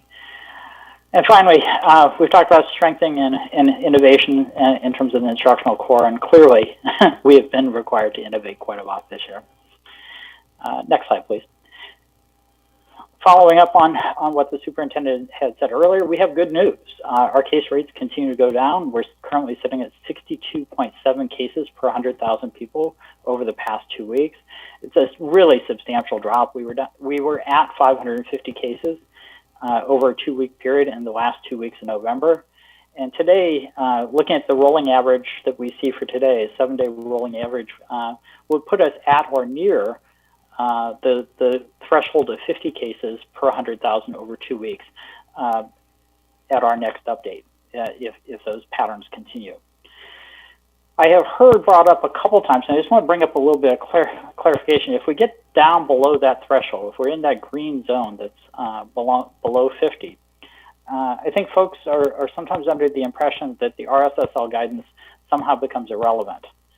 And unfortunately, that's not the case. The Ready School Safe Learners document and the guidance within it that is mandatory for us for provision of health and safety is in effect until June 30th. And even if case rates in the county dip below that 50 per 100,000 over 2 weeks, we are still obligated to follow all the guidance, mandatory guidance within RSSL. Dr. Brown, can I just cut in for just a second? Sure. Because I'm curious about that. Then, given that, is there really a distinction between the on-site and hybrid? Because again, with those RSSL guidelines, one of the reasons why we sort of have to do the hybrid is because of those limitations on cohort sizes, class sizes, space, distance, all the rest of that. Given that, what's the difference between the green and the yellow? Functionally, for us, I don't think there is any. If one were out in a rural setting with a really large modern school with under-enrolled, one could have everyone back under that model. The guidance has to be written for the diversity of systems across the state. And obviously, some systems are in a little bit different place than we are in terms of their facilities and enrollment. That's why I wanted to bring it up today, because I think there's this impression that if we go below 50, we can throw our doors wide open and things go back to the way they used to be. And that's just simply not the case. We're obligated to follow the RSSL guidance. And if you look carefully at it, you'll see that they talk about the need for hybrid if it's necessary to maintain small cohorts and to keep below having 100 interactions within a week for a student. So, next slide, please. Again, I just want to give another update on the parent interest, talk about the results and how they've changed over time. I think we had some speculation the last time we got together how those results might change, whether or not we had heard from early adopters and whether or not the pattern would change over time. It was something I was really curious about and I think it was very interesting as the data came in. So if we could, the next slide, please. We were targeting an 80% response rate, and we achieved roughly 84% response rate. And this data is as of today at noon. Despite a almost 25 percentage point increase in responses, the proportion of parents who want in-person option for their students has remained stable. If you recall, it was at 70%, it's sitting at 68.9%. So it's dropped by less than 2 percentage points, despite, again, an increase of nearly 25% of respondents. And you'll see that if we look at this, again, roughly 2 out of 3, 64% of our parents want hybrid. Another 5% would like to have LIPI if that were an option. And if you look below, you'll see that the Black, Latino, and Native families continue to express comparable levels of interest in hybrid instruction. There was much less variability in this than maybe I would have thought at the beginning. And so to dig up under this, if you recall last time, next slide, please. I didn't have the disaggregated data on participation rate by race in front of me. I mentioned that. I did mention that I thought there was an overrepresentation of white voices in the data. And in fact, there was at that point in time. But you can see that, again, we went from a 59.3 percentage point participation rate to near 84%. And in that, we saw substantial increases in the participation rate for our Black students, an increase of 41%.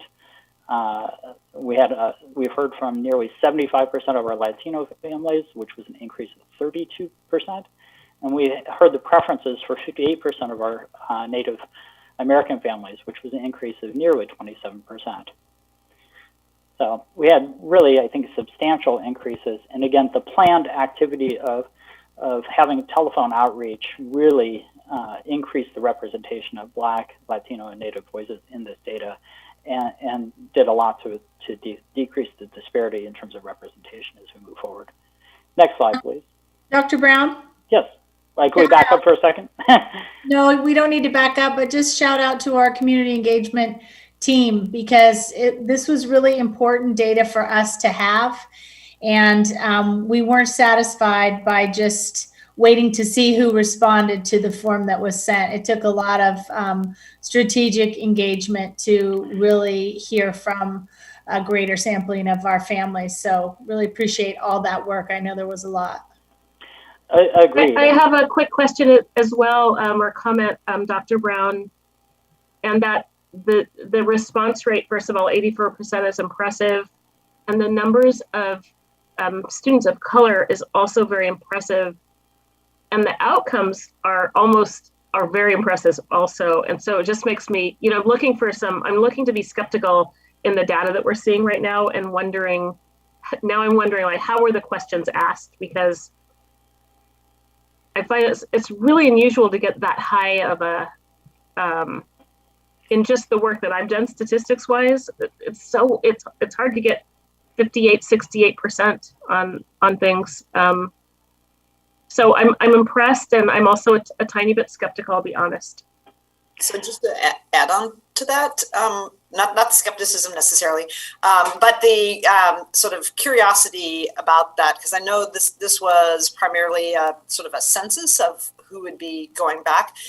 And I don't know if this is why Danny Ledesma is sort of on deck here, but I would be interested if we have maybe more in-depth sort of feedback from those families, not just are you coming back, but what are the things you're concerned about, and whether that's something we've reached out to our community partners that are working in those communities every day, like aside from just the yes or no, do you want to come back for in person, but what do you need to hear, what do you need to know, what sort of supports you need, and I'm wondering if we've asked those questions. Thank you, because that's the other part. Like, we're all getting the same emails, and I think you said skepticism might be a little bit strong of a word, but what are we hearing from the opposite percentage? What is not being presented here? I'm hearing from people that absolutely don't want to go back to school. I'm hearing from people that absolutely do want schools to open all the way. And so, I'm trying to do my duty here by diving in and getting the most accurate whole information that's available. If that makes sense. So there were a lot of different questions in there, and I'm going to try to take a swing at a couple of those, and then I'd like Danny to lean in. First and foremost, I do want to extend a thank you to our community engagement staff, the folks in our support staff who reached out and made phone calls, building-based teams who made an effort to reach out and engage our families and to contact them. In terms of the survey was really very simple. And in this work, we have to honor what we're doing in terms of a bargaining right now, and that limited the amount of specificity that we could put in the survey because there are things that remain to be bargained. The first question, and verbatim, please tell us more about any additional needs your student may have. Please select all that apply.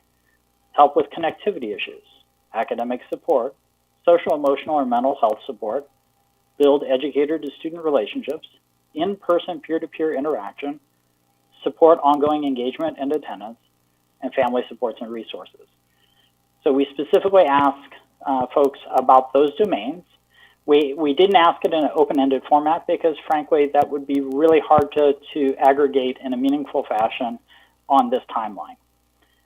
We did talk about that, and I think Ms. Teal mentioned that a sizable portion of our parents, around 45%, said they were really interested in in-person peer-to-peer interaction for their students. Another almost 40% said, no, I'm really interested in academic support for my child. And those were the two front runners in terms of needs that were identified on that. The next question we asked was simply, how important is it for your student to be able to remain with their teacher for the rest of the school year? And we were interested in that because obviously for planning purposes, if we can honor that, we certainly wish to. And then finally, the last sort of main question was, I would like my student to begin hybrid instruction as soon as the opportunity is available, yes or no? It was just simply a yes or no. Do you want your child to begin hybrid if it's available or not? And again, constraint, one of the limitations, and I appreciate your skepticism, Director DePass, one of the limitations here was, again, the constraints of what was available in terms of the determinations in terms of bargaining. Now, I'm a relatively conservative person around decision making, and so without a lot of information, I would actually expect folks to be disinclined to pick hybrid because they have to make that leap of faith without a lot of information. Yet we see roughly 2 out of 3 people who said that, yeah, we're interested in hybrid. And that, again, stayed relatively stable, even though there was a substantial increase in participation. And agreed, this is a census of the student population. Obviously, the first time I've seen a census here, I don't know if this has been done before. And again, it was a real concerted effort to reach out. Now, we had done prior engagement with focus groups in communities of color to try to understand the range of issues and needs, and also with linguistically diverse groups, and we could come back and talk about that at another time. But in terms of the survey was really pretty succinct. And there was one additional question, which, if I answered no to the hybrid, we did ask folks, well, are you interested in limited in person? And then finally, after that, we asked if folks were interested in transportation if they were eligible for it. So it was a really short survey. It was very succinct. The language was simple. We had it vetted by a number of folks. It was translated. And again, we made a concerted effort to reach out to a large group of folks and repeatedly reach out to them to be able to get more adequate representation. I've covered a bunch of ground. I don't know if I captured Director Brim Edwards' question or not. And if you could re-articulate it, that would be helpful. Because I think that's the one for Danny. I think you did, because while there weren't open-ended questions, I think you mentioned asking what I would say would be the big categories of concerns that I've heard from parents. At some later date, it'd be great to see that sort of click down. So thank you. You did answer the question.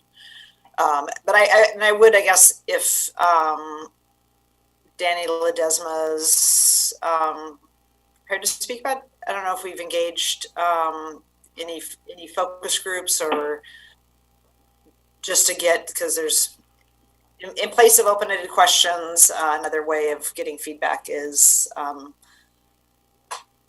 more direct communications.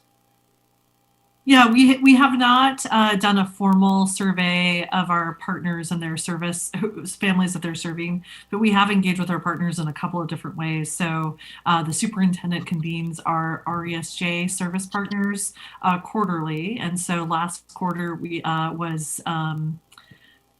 I had that date in my mind and I just lost it. It was at the end of February when we met with all 16 of our RESJ partners, the superintendent's leadership team, and our principals. And so we did quite a bit of presenting, but we also looked at some of their data and we had some conversation about reopening. The other place where we are getting information is in those sort of like daily calls. And I think like you and Director DePass, our partners are hearing the whole range of sort of opinions around sort of needs and apprehensions from families of color, and so we found that there's pretty similar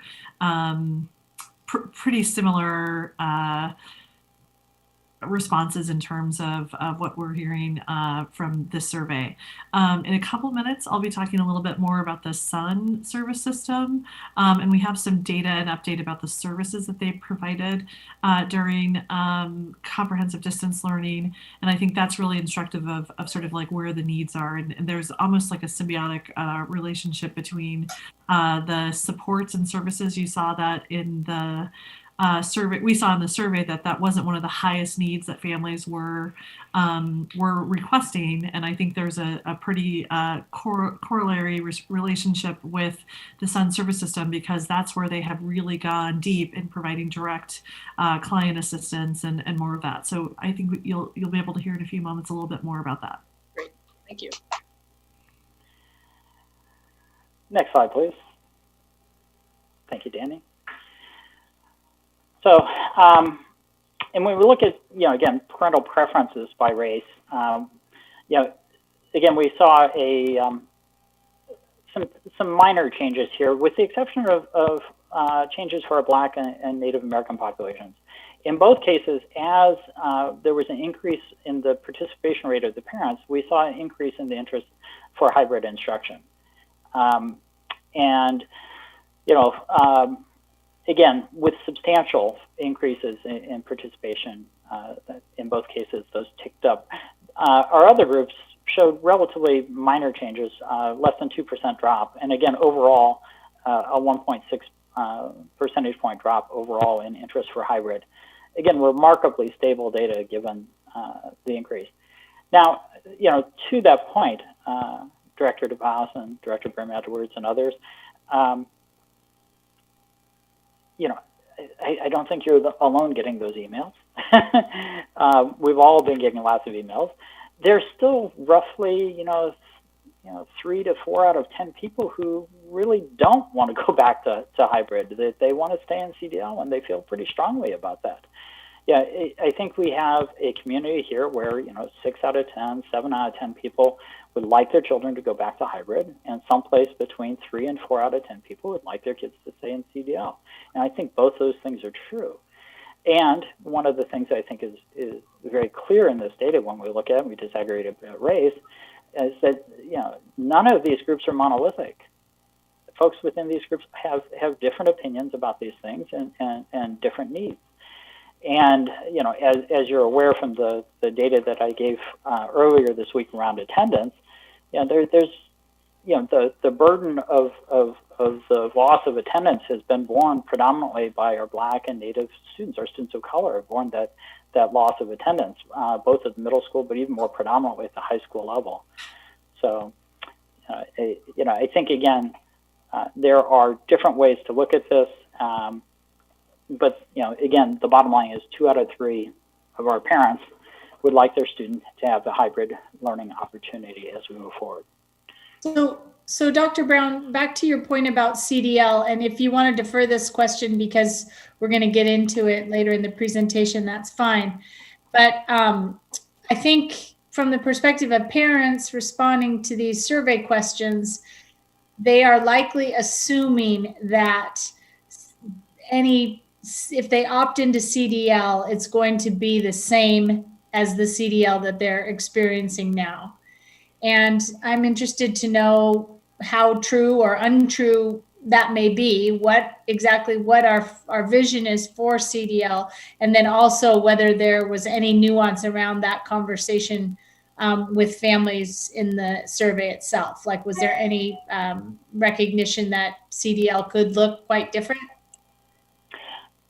Again, the survey question was pretty straightforward, and it just asked whether or not folks were interested in the opportunity to pursue hybrid for their student.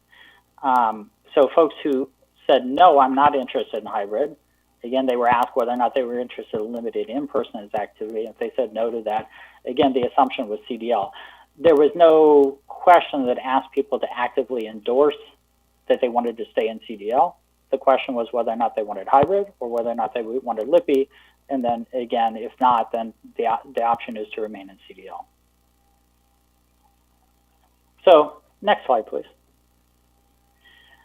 My question about that is, are we sure that the governor is going to allow us to have CDL? Like, do we know the details yet of that? We do not. And I'll come back to that in a moment. So I do want to clear up a little bit of misinformation. I've heard some misinformation about school participation rates. I've heard that in some cases folks thought school participation rates were really low, or participation rates by communities of color were very low by school, and in fact they weren't. We have a 70% or better response rate in 9 out of 10 of our buildings at this point, and we have a 70% or better response rate for our non-white families in 7 out of 10 of our schools. Again, we really made an effort to reach out. At this time, none of our schools have a response rate below 60%. And while we didn't reach 100%, this was the first time, as we talked about before, that I'm aware, at least during my tenure, that we've done a census of our students. And while there still is some disparity in terms of response rate, our outreach efforts for all the folks that you thanked and even more increased the representation of our communities of color.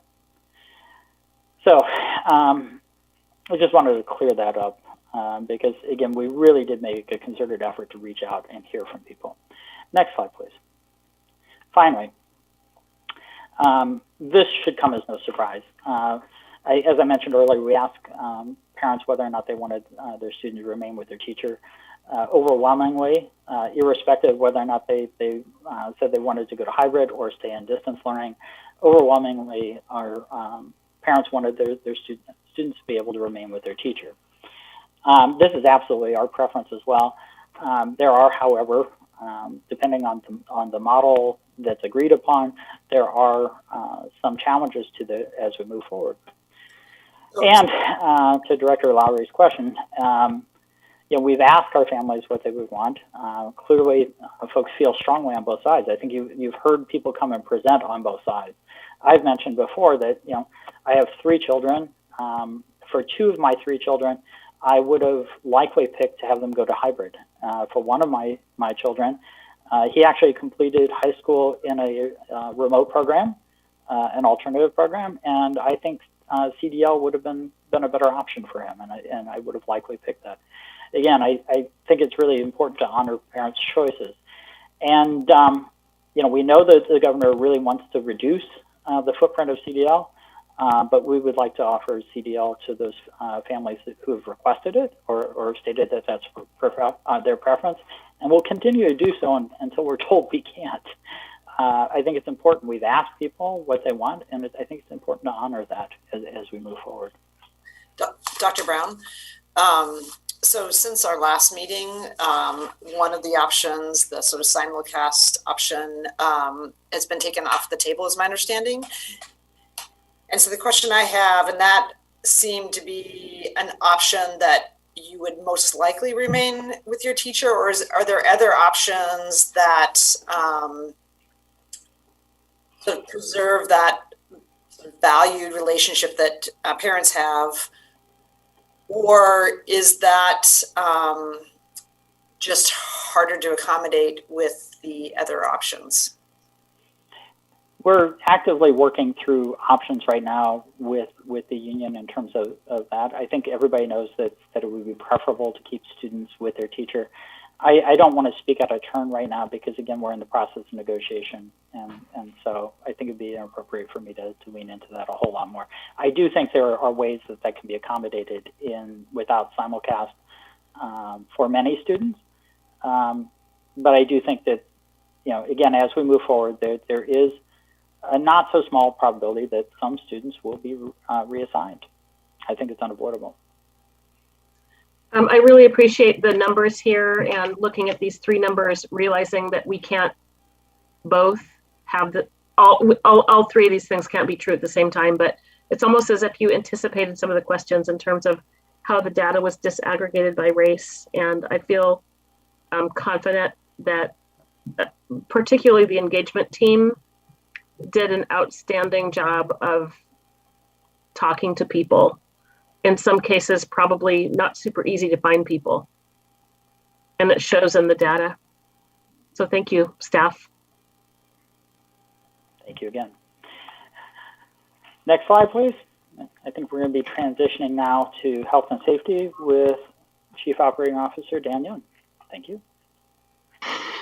Good evening, Director, Superintendent, and Student Representative Shu. Next slide, please. Tonight, I'd like to talk about progress on health and safety and the work that is many months in the making. Just last Friday, we were able to show Governor Brown the many health and safety measures in place when she toured Sinton Elementary. She learned about ventilation and air quality in our schools, took a look at our dedicated symptom rooms and PPE closets, and asked a host of questions about process and procedures. Governor Brown told us she was honestly blown away by the safety protocols in place to keep staff and students safe. Next slide, please. In recent months, our facilities teams have made significant improvements at every school and in all 3,000 classrooms. We have removed, purchased, and rearranged furniture to accommodate physical distancing requirements. Signage and plexiglass has been installed in every building. Our custodians have been busy prepping the buildings and putting cleaning protocols in place. And I should note that thanks to our hardworking recruiting staff, currently we only have a handful of custodial vacancies.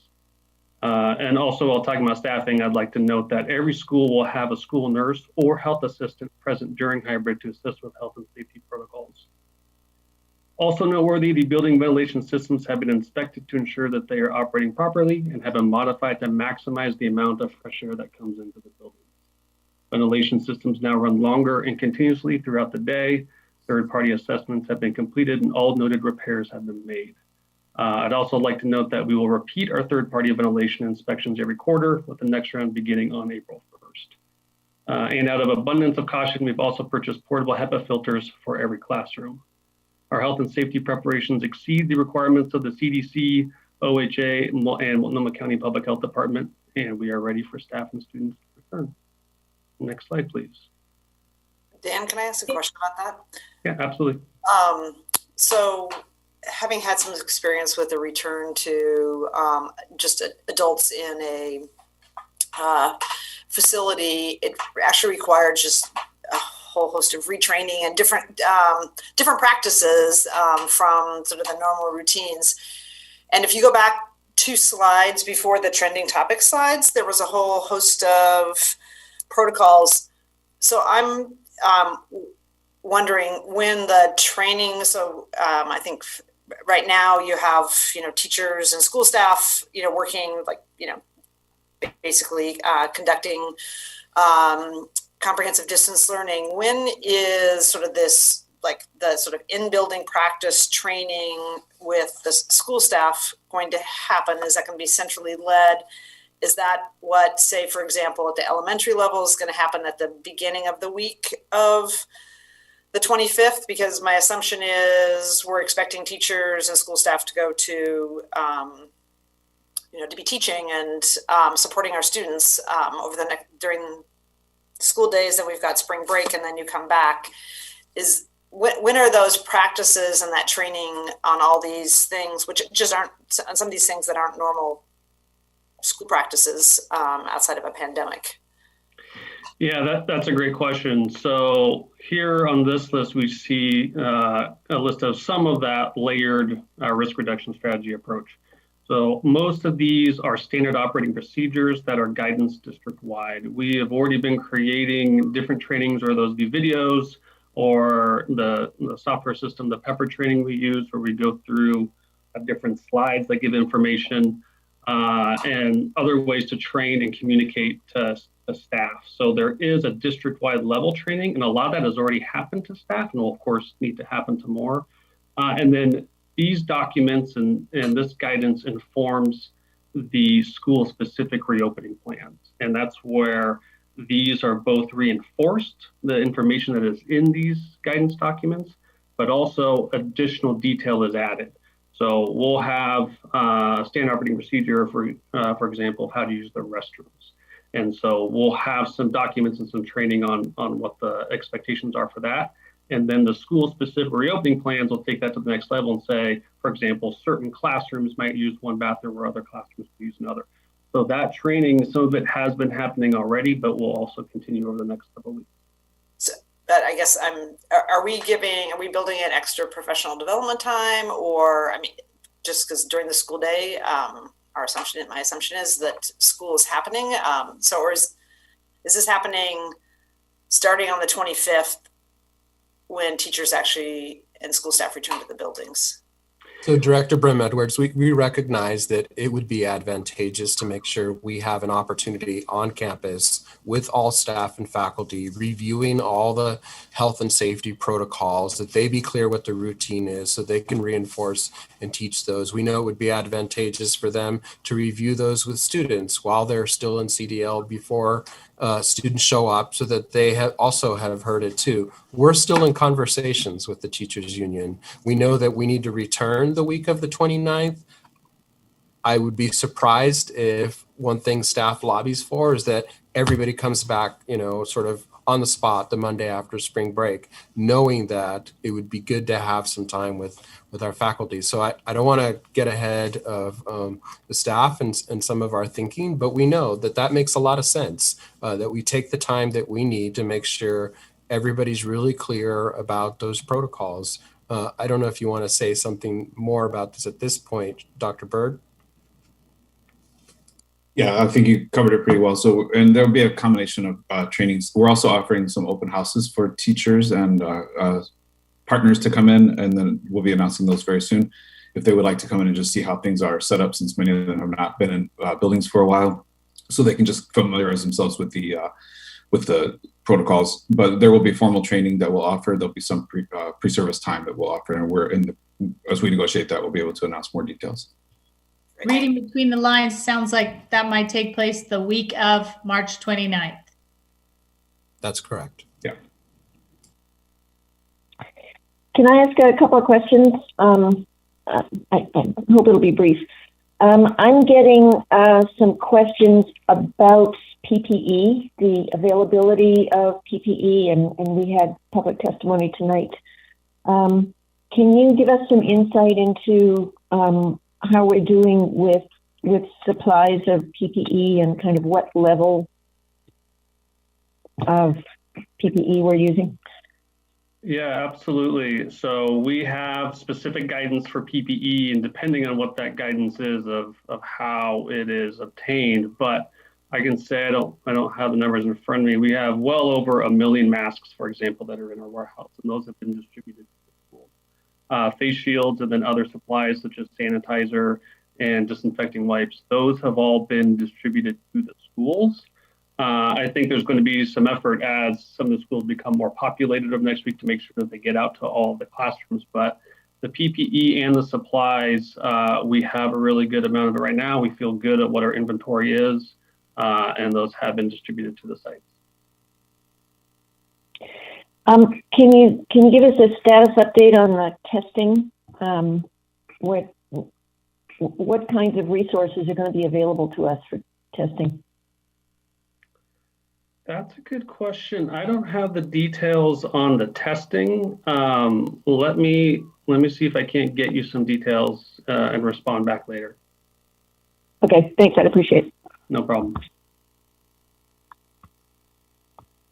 Before we move on from these health and safety measures, I just want to say that we can't communicate enough to our families and to our educators about what we have done and what is in the works, because at least from the families that I talk to, they really have no idea. They have no idea about the HEPA filters. They have no idea about any of the protocols that have been put in place. And so I hope that we start a real campaign of direct communication with our families about what precautions have been put in place.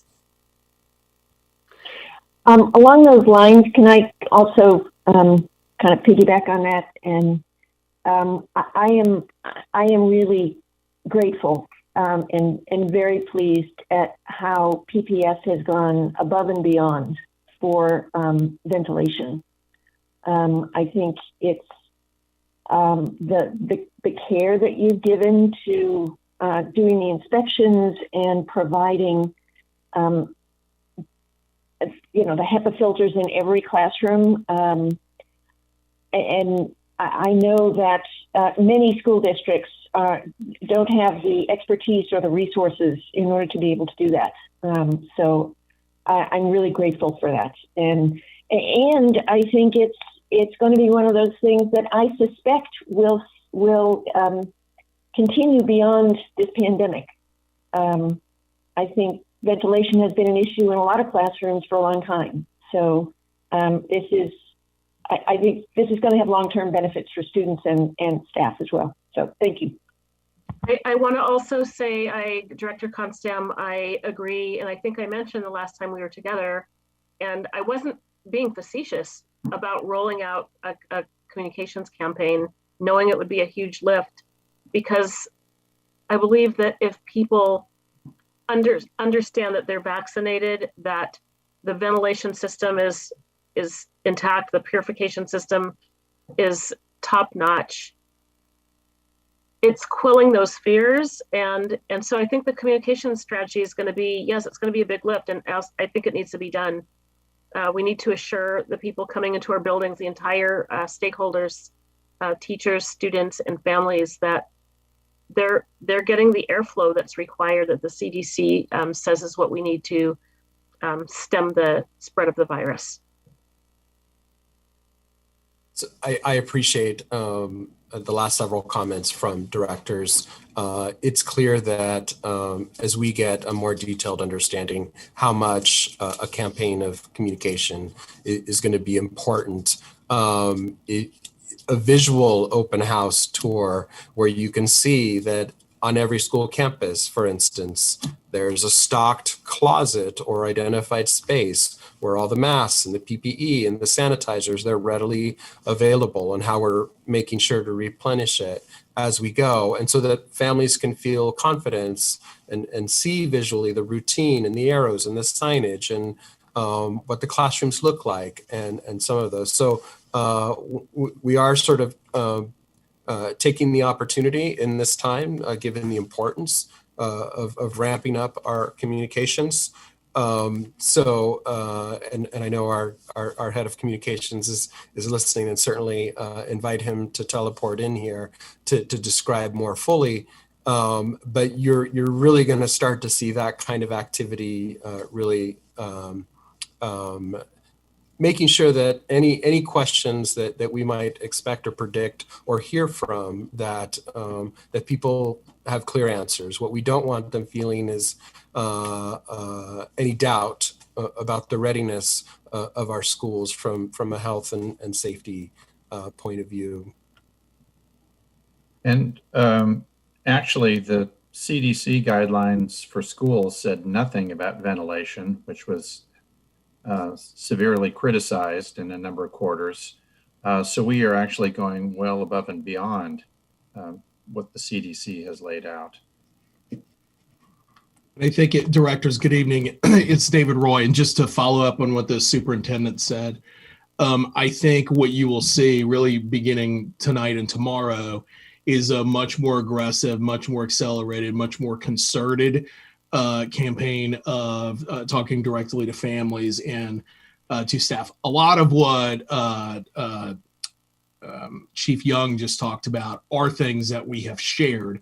But doing it in a more concerted way where you're going to see every day that we are communicating to families and staff about all of these details, the sort of this almost virtual checklist of things that we have done, that Dan's team and others have done to get schools ready so that we can welcome students and staff back safely. You will see that. You'll see that on social. You'll see that student facing with Chief Garcia's team doing some student directed sort of communication. And we talked about earlier today, we want to be sure that families, that students, that staff feel informed. They feel like they know where to go. And so to the superintendent's point, we have dedicated a new landing page as we did in the spring for HD, as we did over the summer, as we did for the fall for back to school. Now we have a new dedicated landing page for reopening. And so anything that has to do with reopening will be there. It'll be easy to find. And we want to allay some of the concerns and anxieties people may have. And they can make a decision based on the facts that we can share with them. So we will be doing a lot of that over a lot of different channels. And again, you will see a great acceleration of that really immediately.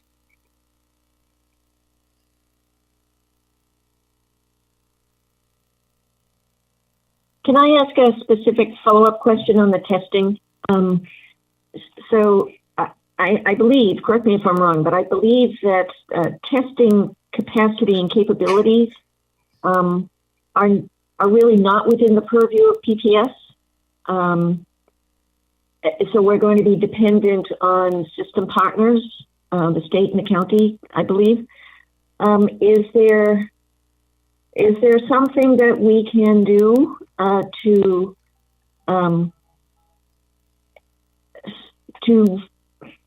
enhance our capabilities? We're in a very short timeline, so is there anything that we can do to promote as robust a testing capacity as is possible, given the national resources?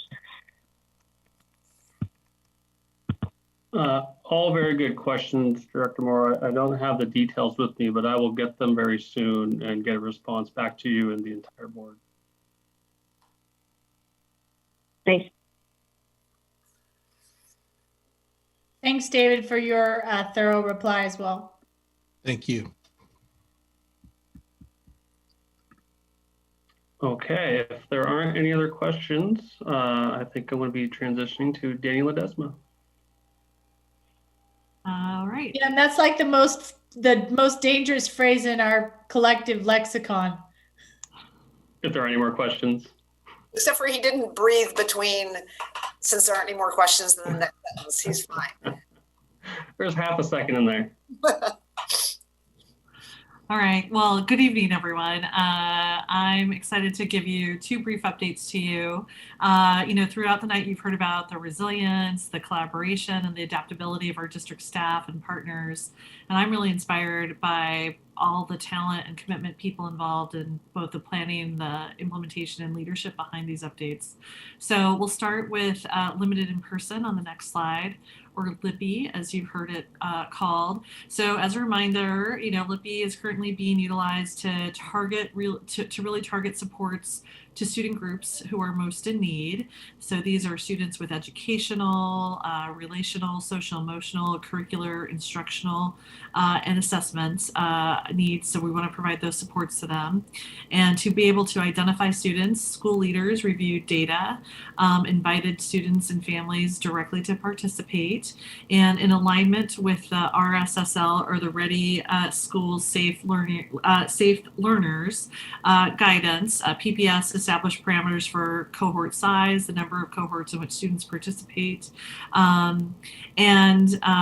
Today, as of today, there are 85 sites that are up and operational. So this means that every school, including some pre-kindergarten and MPG, or multiple pathways to graduation sites, are in operation.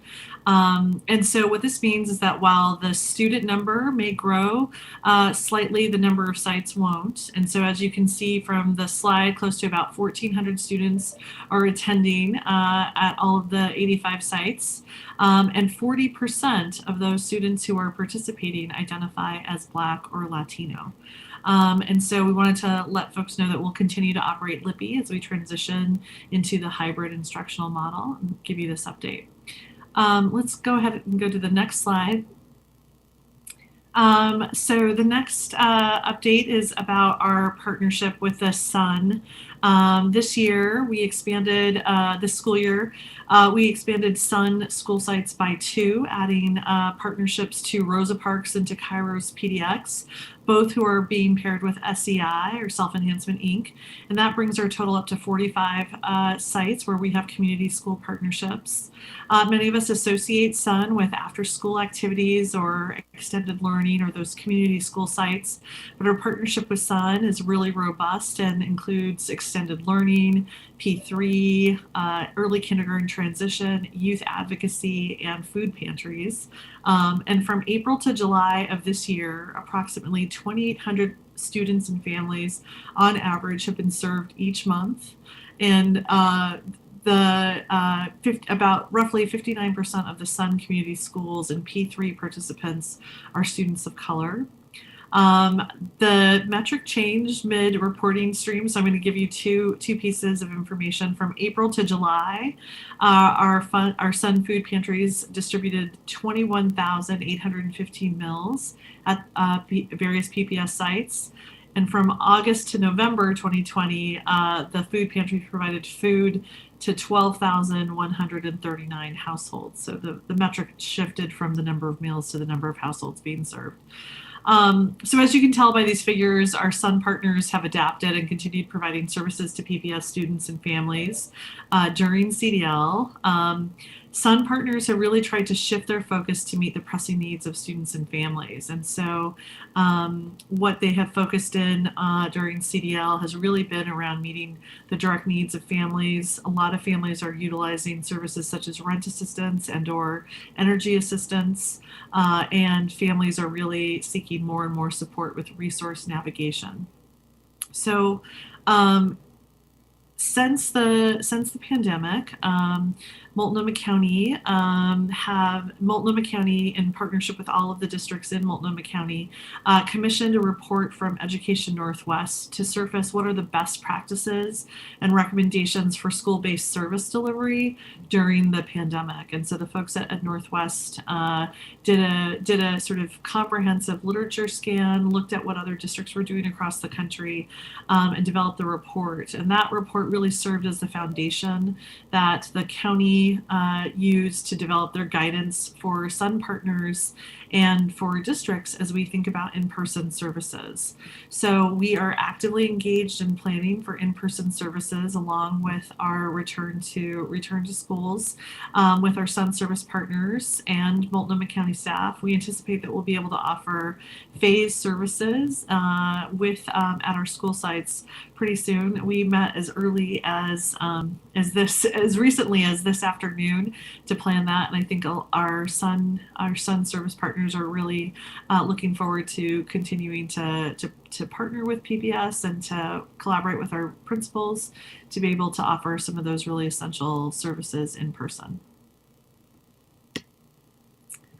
That's all for the 2 updates, and so I think we'll open it up to questions for the group.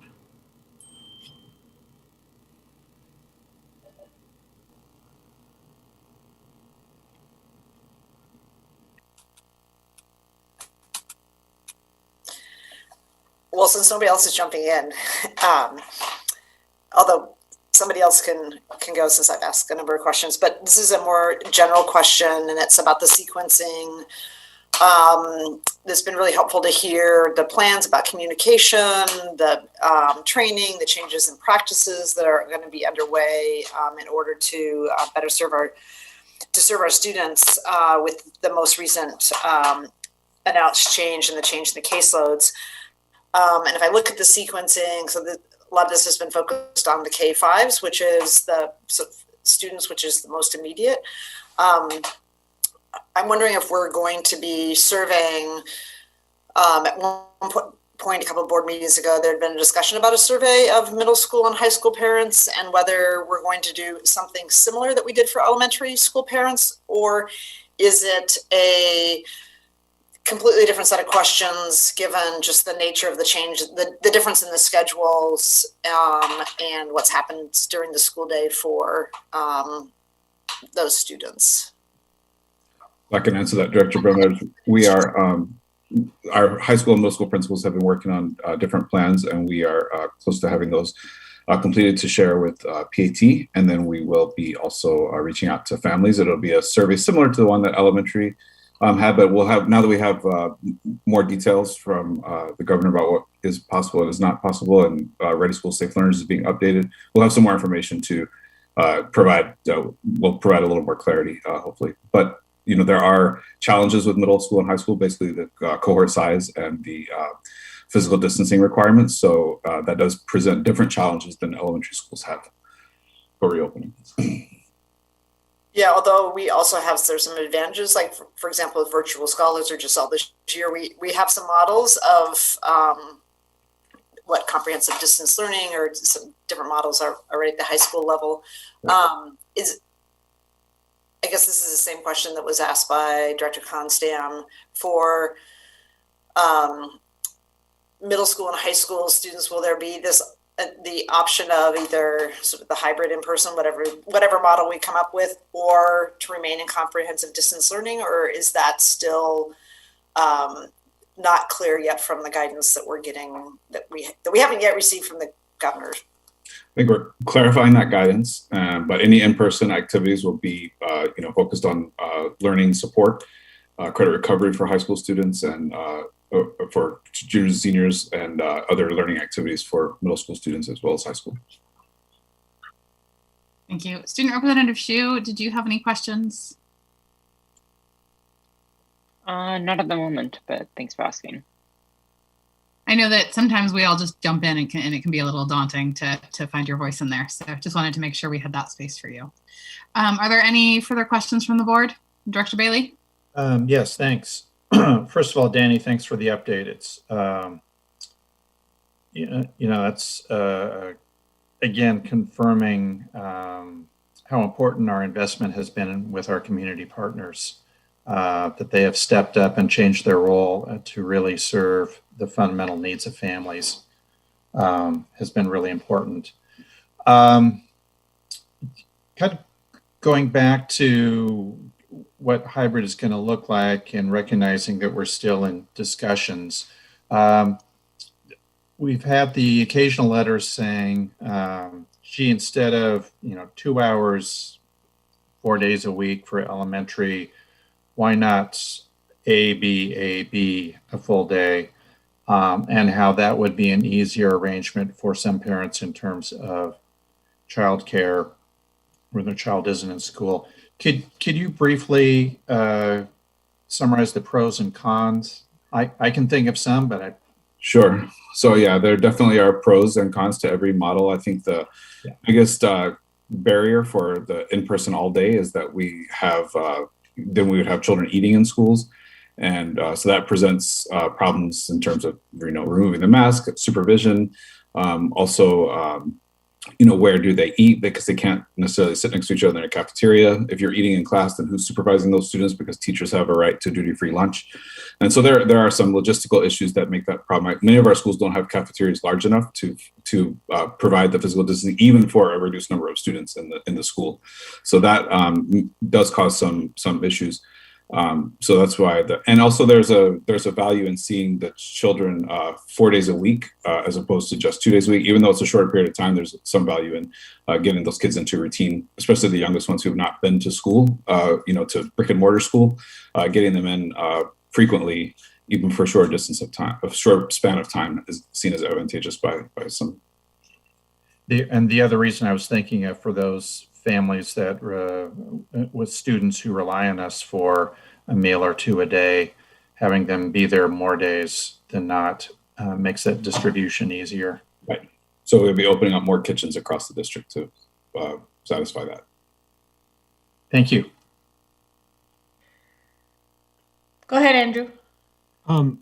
I think we don't know the answer to this, but I was in terms of changes to the RSSL guidance. My read of the governor's announcement and letter was that she was asking ODE and OHA to essentially revisit some of these guidelines to facilitate this reopening. Do we have any sense of what some of those changes might be? And assuming that the answer to that is no, we don't know. We're waiting for that executive order and the guidance to come out. Are we still going to be ready? I mean, I guess the question is, are we strategizing for an opening under our existing guidelines, but then recognizing that maybe even after we open a couple weeks down the road, we might pivot as those guidelines change? So I can share that this afternoon, Superintendent statewide had another regular meeting with Oregon Department of Ed Director Colt Gill and members of his team. And there are a few items that have been continually surfacing where flexibility in some cases is desired. One of those key ones is the social distancing requirement. If we're held to a 6-foot rule, then that places a constraint on student bodies in a learning space. If it's 3 to 6 feet, that changes or gives other flexibilities. The other element that continues to come up and came up again today is cohort size. That also makes a difference into how many students we can welcome back or what models we can present. So they were vocalized again today. There wasn't an indication from Department of Education who's gathering this input and feedback, which direction or if any adjustments will be made in those two areas or others in their newest version, which we don't expect until early next week at the earliest was what we were told. If they don't issue this until close to the end of next week, most of the state is going on spring break. So if you're changing the guidelines, districts aren't going to be able to do too much with a day or two's notice before an expected week of return. So we're hoping to hear, a little bit more definitively what those new guidelines may be by Monday, hopefully. So, Superintendent Andrew, can I ask a quick follow-up? I have a question about that. So obviously our focus now is on K-5, but are we asking our middle and high school principals to devise plans based on the current guidelines? Or are we giving them some space with the assumption that those guidelines are going to change within the next couple of weeks? So we're asking them to devise plans based on what we know today, which we believe is the most restrictive. It's always easier to go less restrictive than it is to dial it back. So we're planning for the most restrictive environment. If something changes, then we can always modify that. My next thing is not a question so much as a statement. I just wanted to go back to something Dr. Brown said, because I think it's really important about the diversity of opinion. And we've talked about this before at our meetings, but the survey data is really, really helpful because we are getting a lot of different opinions. And so getting a more scientific, sense of where folks are in the disaggregated data is really appreciate that. But regardless, right, even though we're seeing, significant majorities that want to come back, there's also significant minorities that don't. And I think it's so important for all of us to remember that, these are all of our students and all of our families. And it's why I think what you've come up with so far about allowing for the options is so important. The way you do any change management is, you bring along the early adopters, and then you bring along the people on the fence, and then the folks who are really resistant are going to see what's going on and feel more comfortable and confident. So I just all along, I think the superintendent, you and your team have thought about that and presented those options, and it's going to continue to be really important going forward because those 30% that are reluctant have really good reasons for being reluctant, and we need to show them that we can do this safely and give them the confidence to send their kids back to school. So thanks for all that. I think that's really wise, Andrew, and that's why I asked the question about CDL being an option, because I think it should continue to be, but I think we need to be really transparent with our families about what the governor is asking us to do and what those limitations are, and encourage advocacy as needed there. And I do think all students are our students, and so how do we create space for all of them? Director Bailey? Yeah, and to again communicate repeatedly that families with medical vulnerabilities we'll take care of them in a safe way. And if in-person isn't going to work for them for some very good reasons, that CDL will be available. Any further comments or questions on this item, Amy? Director Constam? You're muted, Director Constam. Sorry about that. One thing that's still not clear to me, Superintendent or Chief Byrd, is the degree of autonomy or independence our building level teams have in creating these plans, because when we, through the negotiation process, walked back a little bit on the simulcast plan, the language that I heard was that buildings could have discretion in determining how they were going to manage CDL and how they were going to manage other aspects of their return to hybrid learning. So if somebody could give me an overview of the amount of discretion that individual principals and their teams have, that would be helpful. I'll let Dr. Byrd speak to this, but I'm sure everyone can understand you can't have a one size fits all, because every building is a different size, different enrollment, different configuration, different space constraints. And so we'll be offering guidance around the general format for the model that we'll be implementing, but out of necessity, just like with LIFFE, we'll need to sort of at the campus level rely on our school administrators to really work with their faculties and the specifics of their parents' wishes and choices, to make it work. But Dr. Byrd can talk further about how our principals, supervisors, and support team are working with our school leaders. Yes, thank you, Superintendent. So, we're providing a framework. We're building a framework with which people need to conform, fit in their programs. But there will be some individual differences. The goals of the program, though, are academic enrichment and intervention. So the programs will need to be academic in nature. But what they do, there are some configurations of schools that allow teachers to easily keep their students because of the demand. So that, they can teach half their students live in person in the morning, and the students who choose to remain home, they can teach them in the afternoon. That's one option.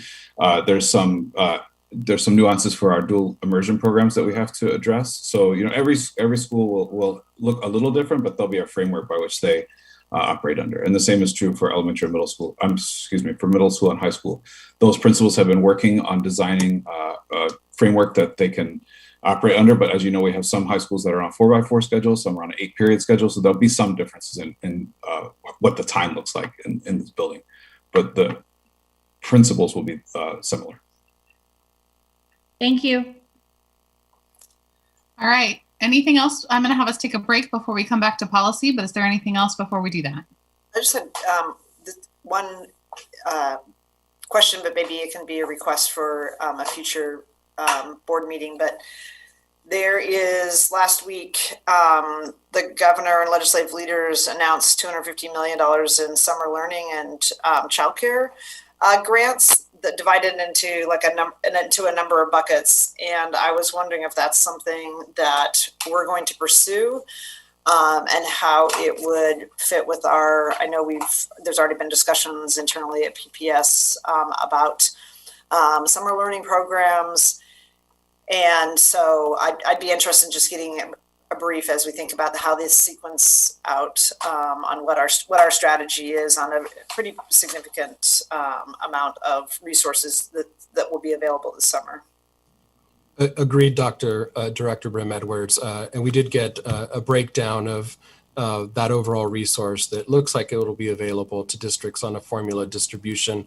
We will, of course, want to exploit and incorporate that resource in all its buckets to support our priorities, certainly for learning, acceleration, and support. But there's other components to that resource being made available at the state level, which I think works really well with our existing partnerships with some of the other elements like childcare and enrichments and ways that are going to complement our efforts this summer. There were a lot of good questions asked earlier this afternoon by superintendents as they think about extended learning for this summer and ways to support our students. I was glad to see that, there's flexibility in there to continue doing social emotional work as well, but also an emphasis not just on academic interventions, but also enrichments this summer, again, is another opportunity to engage our students, especially in the arts and other areas. So we're definitely keeping a close eye on it. And as the directions become much more clear, we'll be happy to talk with directors at a later date about how we'll be availing ourselves for making sure direct services go out to our students. Great. Really appreciate that. Thanks for asking that question, Julia. And I'd just like to piggyback on it and say, when you do get back to us, we'd like to hear more about some of the specific carve-outs that showed up in the final version of the federal package as well, including some different uses for pre-K money and some different special education funds. So as much as you can tell us about plans for that would be helpful too.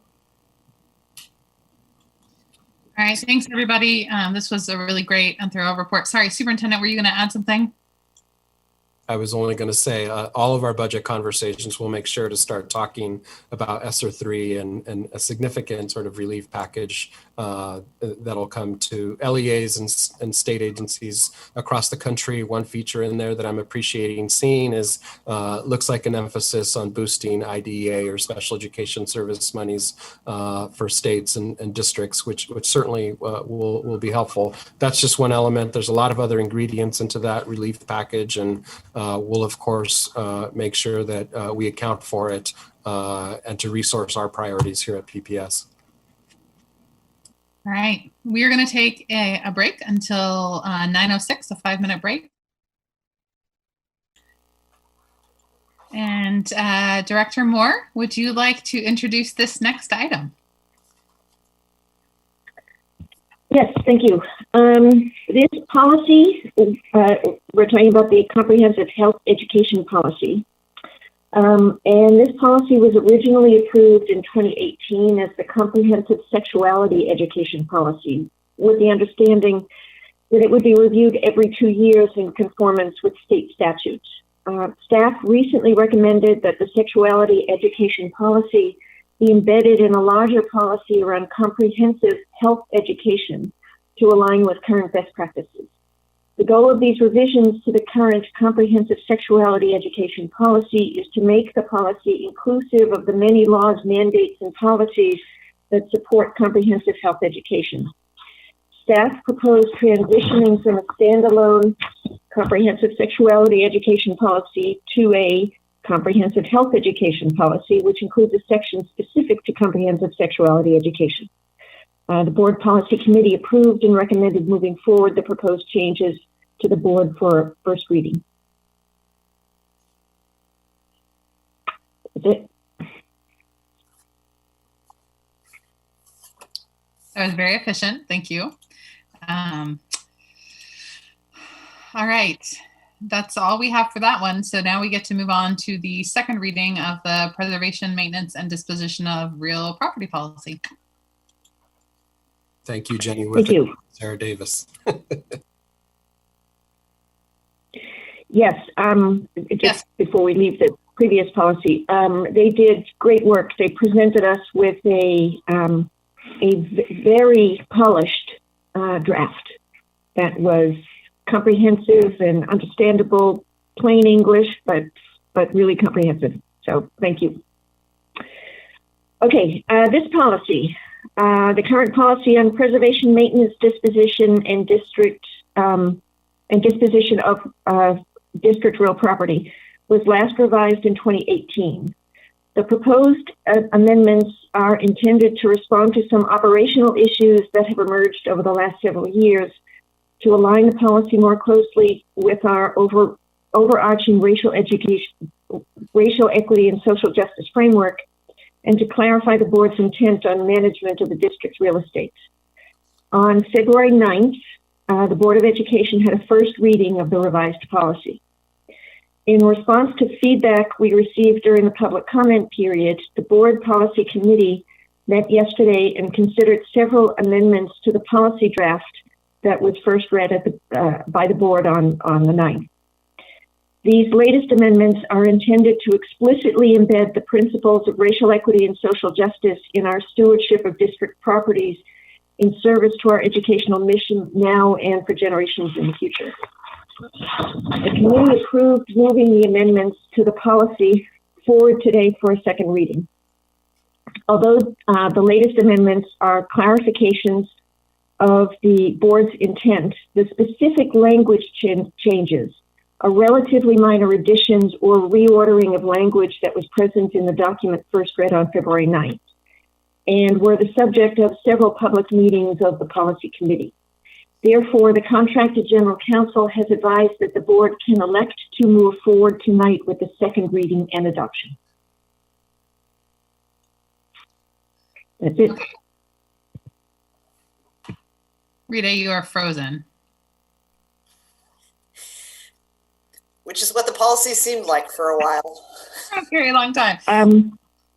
I've been frozen for most of the evening, but did you hear what I said?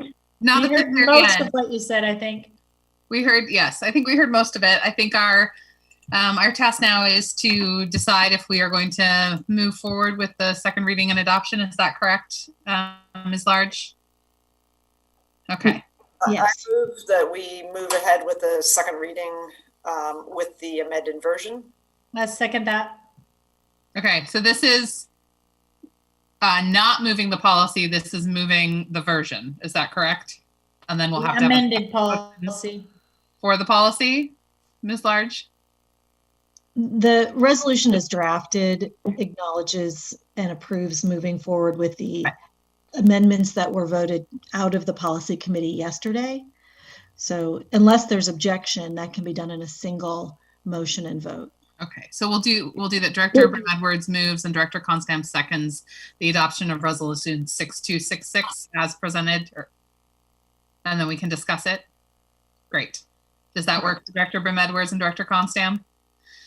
Okay, so Director Brim-Edwards moves and Director Constam seconds the adoption of Resolution 6266. Is there any board discussion? So go ahead, Director Constam. Well, I just want to say thanks to the policy committee, both for all the work from the very beginning on this, because this was a pretty hairy rewrite of this policy, and it's substantially different both in tone and posture and language and intent, really. It's very much a different way of valuing our assets and how they serve our overall goals as an organization. So this was not easy. So I want to commend the policy committee for doing the dirty work. And I also want to thank the policy committee for going back and making these minor amendments. I had a couple of issues that I had raised that were of concern to me that I feel like have been adequately addressed. And I also want to thank the policy committee for being open to the input from some of our trusted partners here. Yeah, I want to thank in a good place. I want to thank Kairos specifically for the letter they wrote to the board at our last board meeting, asking us to re-examine this and to really think thoughtfully. And I also want to extend thanks to our staff, especially Ms. Large and Ms. Ledesma, for walking through this, being thought partners, and talking through how could we make this even more responsive. All right, I see that Director DePaul. I'm also, yes, thank you for acknowledging me. I think I cut you off there. I also feel really happy to see the land acknowledgement in there. I'm happy that we're following a trend of other institutional partners in Portland that are acknowledging, not only acknowledging land, but in some cases even giving buildings back, which I know this policy does not say, but I feel like this is a kind policy for our current students and for future generations. I love the land acknowledgement and love the flexibility that's been built in around here. So also thanks to the policy staff for policy committee for just working on the wordsmithing and I think Amy, you said the tenor and the tone of the document is just feels gentler and more equitable. Appreciate Danny Ledesma's work. I can see it in this document as well. So, Director Bailey? Oh, sorry, Julia. I saw that Director Bailey had unmuted. Did you have something to add, Director Bailey? I'll wait till others have spoken. Director Brim-Edwards? yeah, so I wanted to speak both to the underlying policy changes, but also the most recent amendments. And to the underlying policy changes, having been involved involved in the drafting and redrafting of this over almost 2 decades. What I think is really important in the policy is that we recognize that our buildings and our facilities are really substantial assets of the district, and that they can either be used in ways that harm or support our communities. And that I think the adjustments that have been made in this policy that recognize there may be instances in which we always have a fiduciary responsibility to the district and to use our assets to their highest and best use. And this policy now acknowledges that there are times that there will be other equally important, if not more important, aspects and values that we need to consider when either we're leasing a facility or in those rare instances where we may sell a property. And I think we've added some flexibility in here that I hope will in the future address some of the historic wrongs that the district has engaged in terms of, you know, where it opened, closed, expanded facilities, especially in Albina. And so that's to the overall policy. I think it's, I'm looking forward to how it gets put into practice.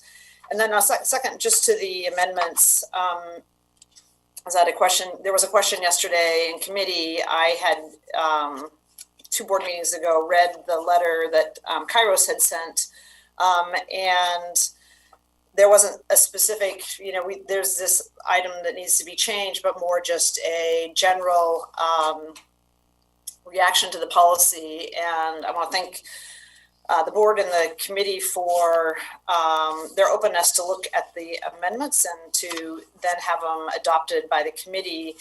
And I had run them by Kairos, and I was asked yesterday, yesterday whether they were supported by Kairos, and I wanted to just provide a response because I thought I knew the response, but I didn't want to speak for them at the meeting without getting assurance that I could do that in public. So I can today say that the amendments that were mentioned the last board meeting that were then considered yesterday, that they are supported by the Kairos board. And I think if it wasn't 9 o'clock at night on a night where there's lots of other things happening, we would have a statement of support, but I've been assured that I can share that they're supportive of the amendment. So appreciate everybody's work and the receptiveness and the discussion, the good discussion we had in committee about our values and how we want to engage with our community partners. So thanks to everybody on the board, and I'm looking forward to, after 7 months in committee, seeing this move. I have a couple. Scott, is it okay? Do you want to go? For it. This is more for just to help me, and I apologize. I was not able to watch the policy committee in its entirety. So I am, so some of these things I think were discussed in policy committee, and I also did not have time to go back to all the different versions. So I am looking at the I think the final amended one that's coming to us, right? The final amendments of March 8th, 2021. But again, I'm not sure what was in here necessarily before and what's not. I'm just sort of reading the policy in its entirety. So with that preface, specifically focusing on these sections around the presumption of market terms, which I think is where a lot of this discussion has been. I'd like to hear from policy committee members. So I believe the language we had discussed earlier, although it doesn't really matter, the language that's in here, which I fully support the direction of this, by the way, I want to say that up front. Right now it says, that we can only pursue, we're going to pursue maximum, market value and current market terms unless we adopt a resolution that makes an express finding that the transaction, involving district property of less than market value, one, confers significant benefit to the district and communities it serves, and then including, application of a racial equity and social justice policy. And then two is with another party that has some official connection with the district. And I support all of that. It makes total sense to me. It's the right way to go.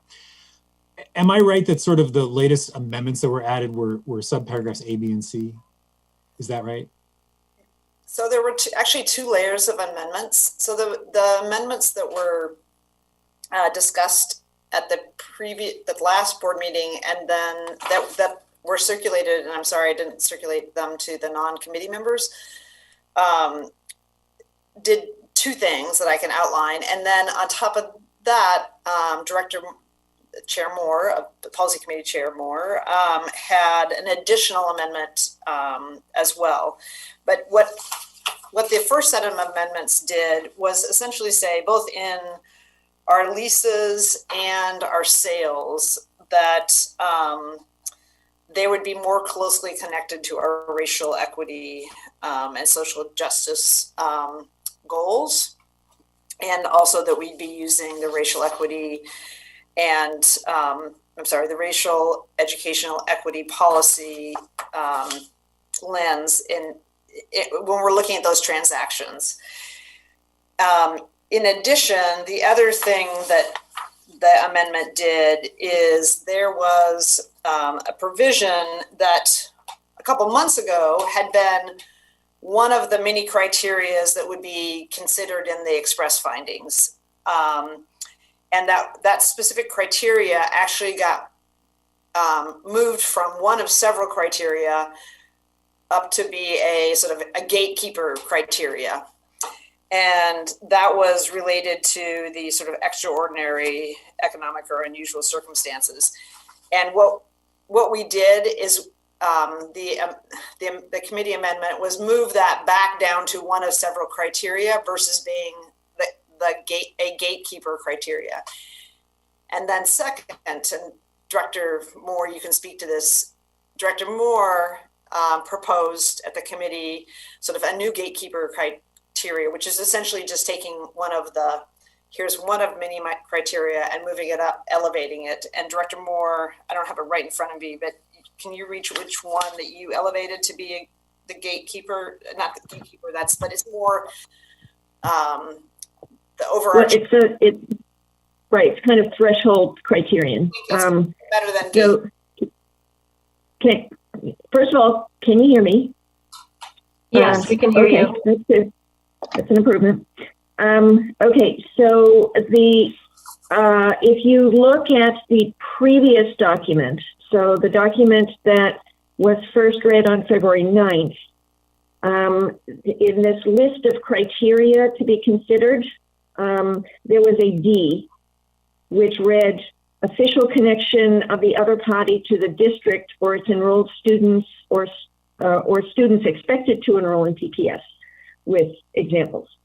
And it occurred to me that that one probably ought to be the threshold criterion, that if we, and my example was theoretically, I don't think this is currently the case, but theoretically it's possible that PPS would potentially lease a property to a private for-profit company that might have a business completely disconnected from the PPS educational mission.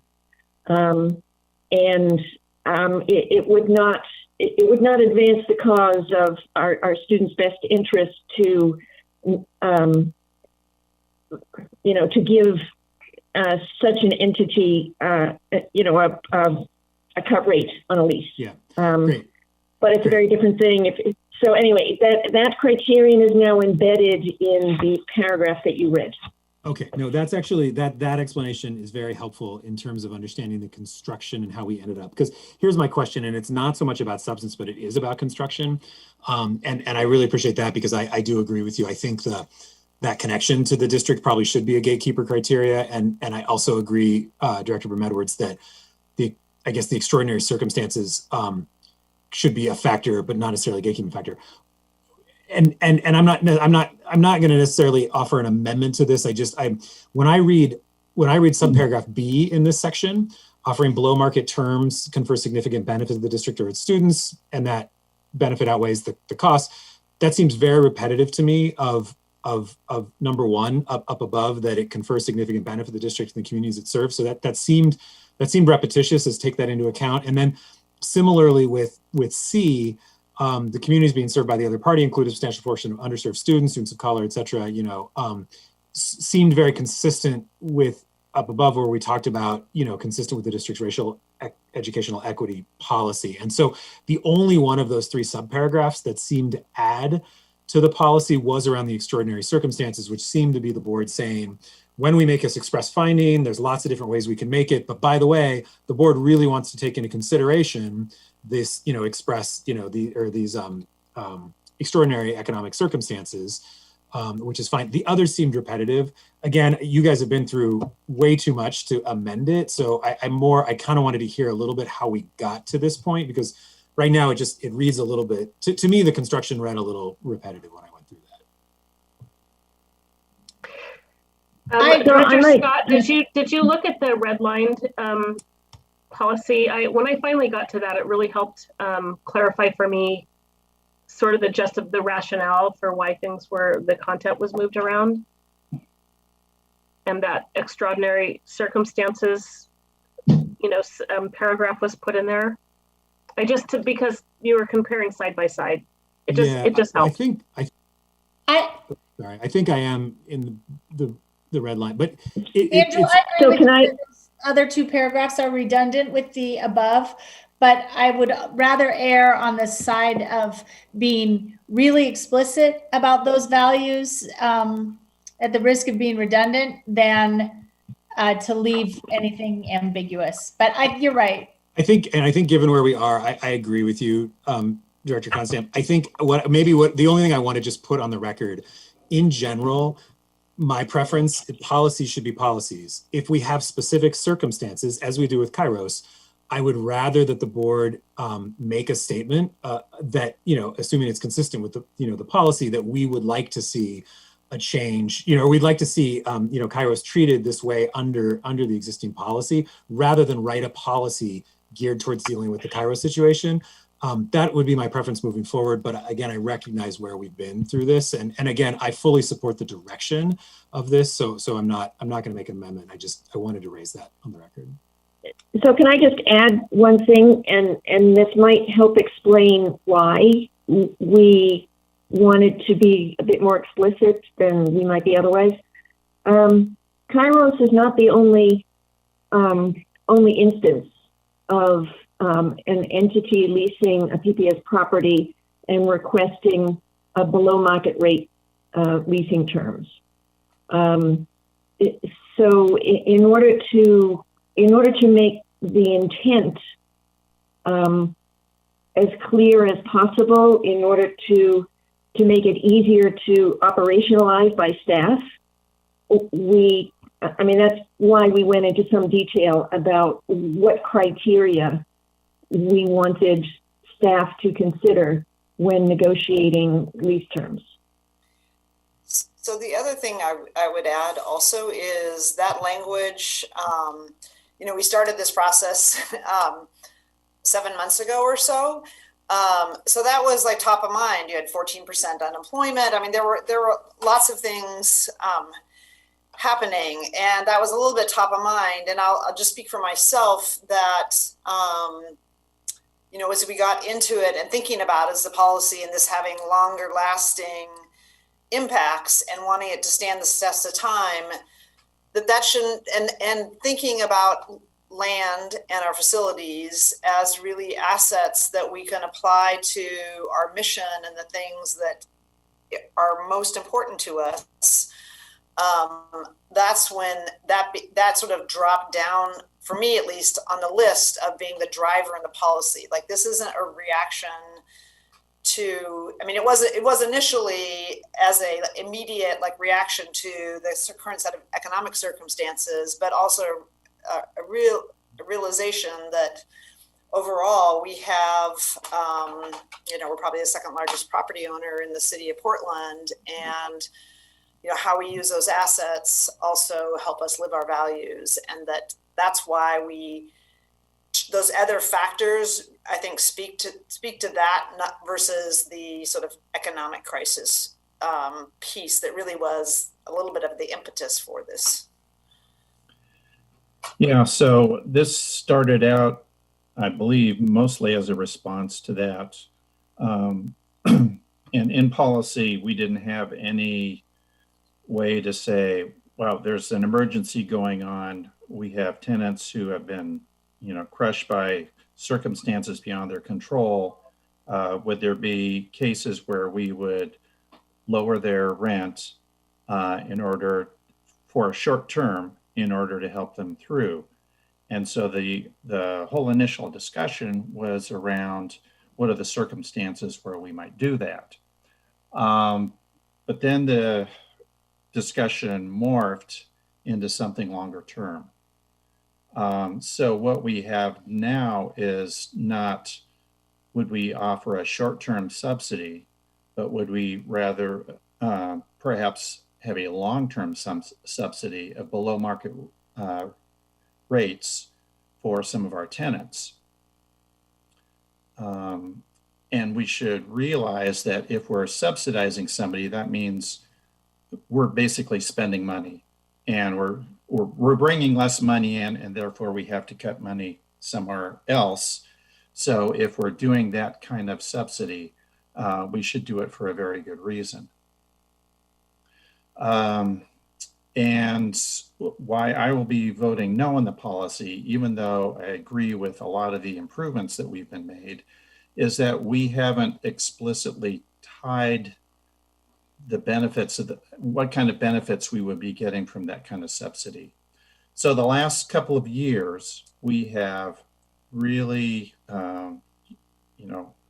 as a board, our superintendent and our senior staff in the community, we've really brought a focus to this district through our vision process, through our board goals, through a lot of the strategies that have been put in place. And again, we've got the framework, but not a final strategic plan.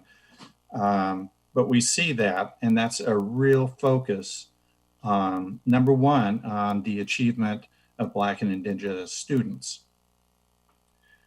And part of the work that we've done is that while we've had relationships with community partners where we funded them in the past, we've changed that relationship so that the contracts that we have with them, they're really focused on our goals and aligned with our strategies going forward.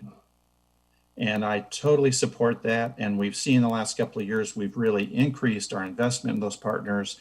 We're seeing that pay off. We talked about it tonight with the work that they've been doing supporting our families in this time of great need. What we're doing in this policy, though, is enabling, basically supporting a few organizations, just the ones that lease with us, and giving them a cut rate. And not, and that's a completely different way of going about things compared to a process where we have an RFP, a request for proposals, that's open to all organizations serving or wanting to serve our high priority students, where that's tied to our goals and our strategies so that we're on the same page. And instead we're basically offering, and it's monetary, it affects what we can do. We're doing it in a way where it's not tied directly to that.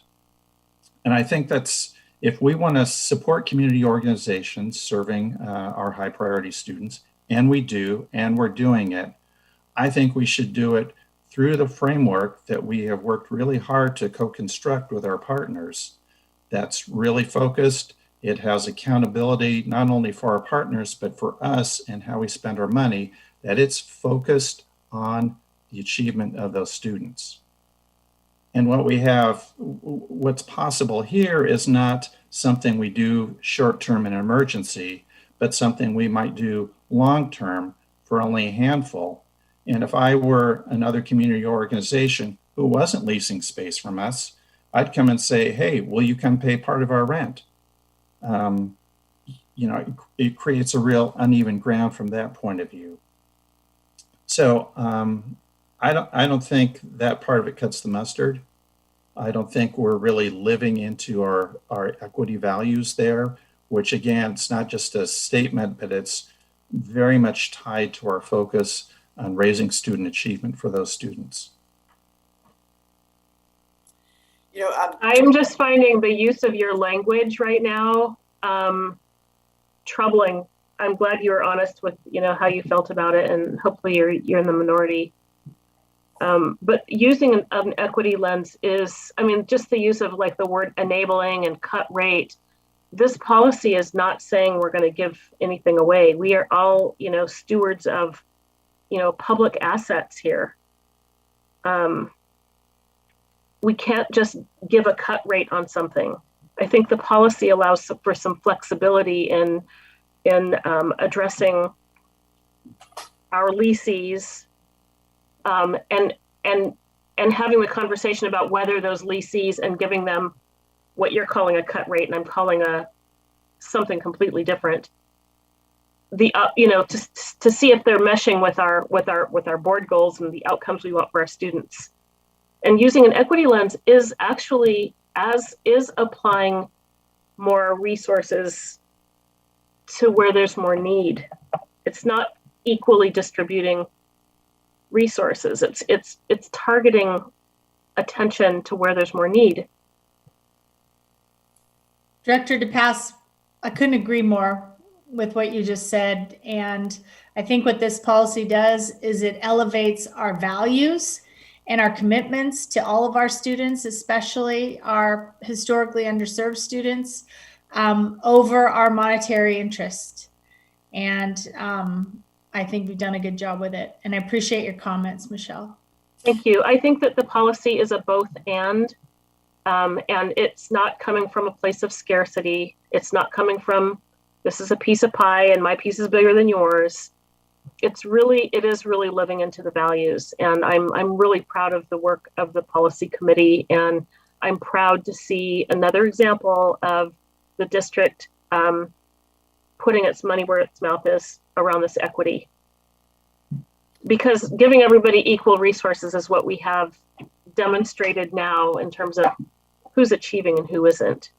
That's what equitable distribution looks like. And that's why we need to do more targeted investment where there's more need. Well, apparently I wasn't clear because you're not understanding what I was saying. I'd be glad to talk with you. Yeah, no, I think I really did understand though, which is why I was commenting. I don't think you did, but there we go. I think that for me with this policy, when we first received the letter, I think my journey was that we had tried to be really thoughtful about this. And it really began to have me question like what I understand fairness to be.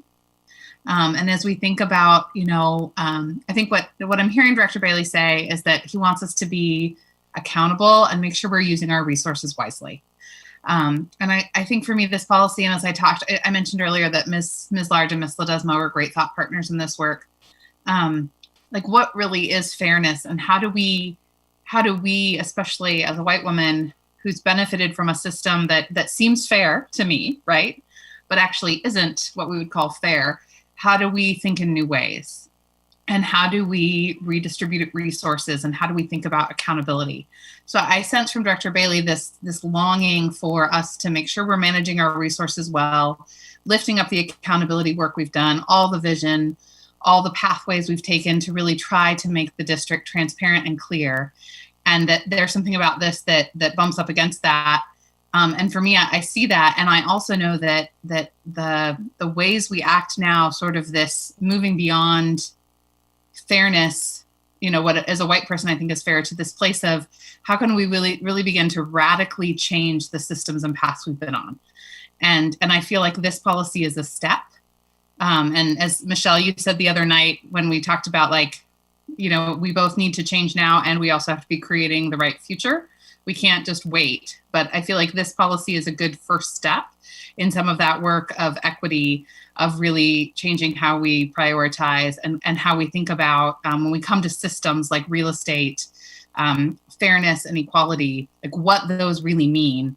And how do we begin to adjust what those long held patterns have been? Because the reality, I mean, as we look at gentrification, generational wealth, all of those things that we're aware of in our community, it takes actions like this to really have us begin to live into a new way. And so that's why I'm going to wholeheartedly and with joy support the policy tonight. That's right. And I want to say just two more things. I just want to share a brief statistics with you. So most of you know I was accepted into a fellowship that works to create anti-racist school boards. And we've only met one time, you know, about 10 days ago, you know, half day on a Friday, half day on a Saturday. And this statistic was shared. So Secretary of Educations have been 92% white. Superintendents currently 93% white. So we're an exception to the rule. Principals in our nation's buildings are 80% white. Teachers are 82% white. Professors at the college level are 81% white. And school boards are 80% white. The presidents and leadership of school boards are 96% white. And our student bodies nationally are about 47% non-white. And, you know, I come from a big family, so I know exactly, I'm very well versed in the topic of fairness. You know, we talked about it, we didn't have a television. So we discussed fairness all the time. And as a Black, you know, PPS, product of PPS, and as a person that grew up in a big family that talked about fairness, I can look around now at this stage of my life and see that what I thought was fair distribution didn't end up in fair outcomes. I also want to mention that when we're talking about equity work and or change management work, it might feel funny to us at first, like we're giving away the store. It might feel like other people are getting more and it's unfair. And that's, I just want to like encourage everybody to lean into that discomfort, because that's when we know we're doing the work. It's not going to feel comfortable. It's going to feel like you're giving something away. And that's when you know you're doing the equity work. You're going to feel it in your body. It's going to feel wrong. It's going to feel unfair. It's going to feel uncomfortable. And that's what embodied operationalizing this work feels like in the body. This is a really great policy. I think it is a step in the right direction. I'm really proud of the work the committee did. And we should feel uncomfortable.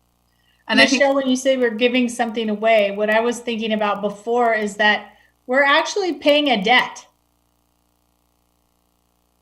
From that too. If you look at the history of, I don't have to tell you this. Our country was built on the taking of labor and land. And we don't know how to not do that. We're grappling with that right now in Portland, in this room. The idea that land was stolen, that labor was stolen, that created this system of capitalism that benefited white people. These people I just read the statistics from. And doing this, adopting this policy is doing something different than that, which is why I'm really proud of it. It's doing something different. It does feel different. It is different. And hopefully we'll have different outcomes, more equal, equitable. Hopefully those will show up in test scores down the line. Yeah. One of the things I appreciate about this board is that we can have these conversations. And Director DePass, I thank you for speaking up, bringing this forward as we continue to live into our values. Is there any further discussion on the resolution that is before us? Yeah. Oh, okay, no, go ahead. Student Representative Hsu.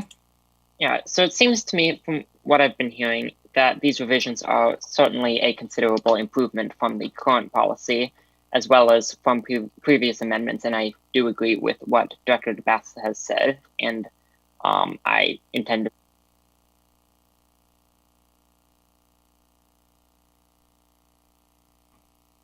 We lost you there. You're muted, Nathaniel.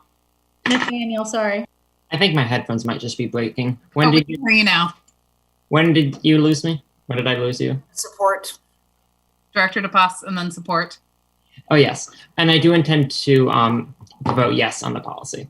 But I am a bit concerned about how there has only been a day between when the amendments were finalized and when we are voting to approve.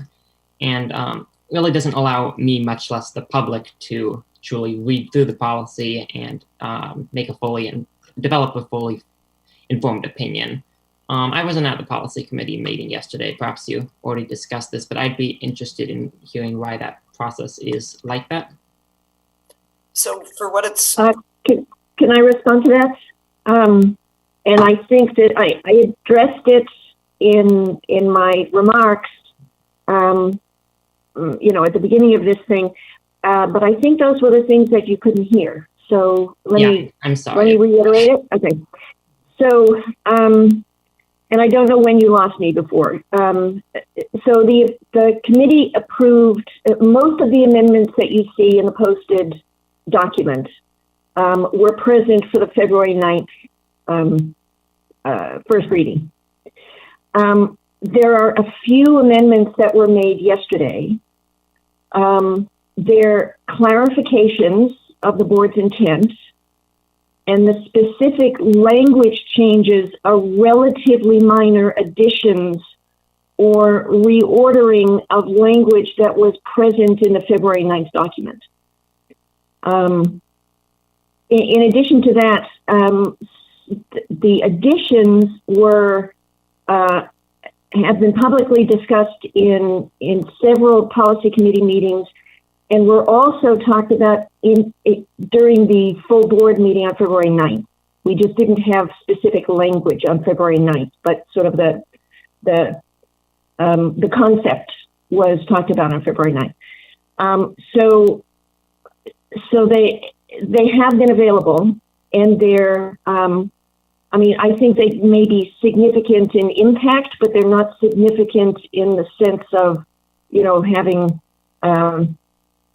I think they're going to be more clear for implementation and operationalization, but they don't constitute what I would consider to be really substantive changes to the the first read document. And our general counsel has advised us that we can go forward because they've been talked about and they're not really substantive. We can go forward with the second reading and the vote to adopt. So it doesn't require another first reading. Yeah, Nathaniel. Does that make sense? Nathaniel, I had at the February 9th meeting indicated that I was going to bring the amendments, and then at the last meeting, the board meeting, we discussed it again, and Rita mentioned that these were going to come up the day before, and I also in two policy committee, not just yesterday, but the previous policy committee meeting, it was an agenda item. And I indicated that I was going to be offering these amendments that and the general subject of them. So that was over 3 weeks ago, and so it just turned out. And then we talked about how the policy committee was just the day before the board meeting, but that since there'd been all these previous discussions about it and the substance of what was in it, and we felt like that there was an ample opportunity if anybody had an objection. There's been two board meetings and two policy committee meetings where they've been discussed in principle, if not in the actual substance, that if people had objections, they could have objected, or they had concerns, and there weren't any raised, although we did have a spirited discussion yesterday about them. And like I say, the committee's recommendation was to include them as amendments to the policy. Yeah, I mean, I'm not saying I didn't know this was coming. It's been out there for a while. I just, more concerned about the actual language itself not making an appearance until very recently, but I understand why that was done. So thank you.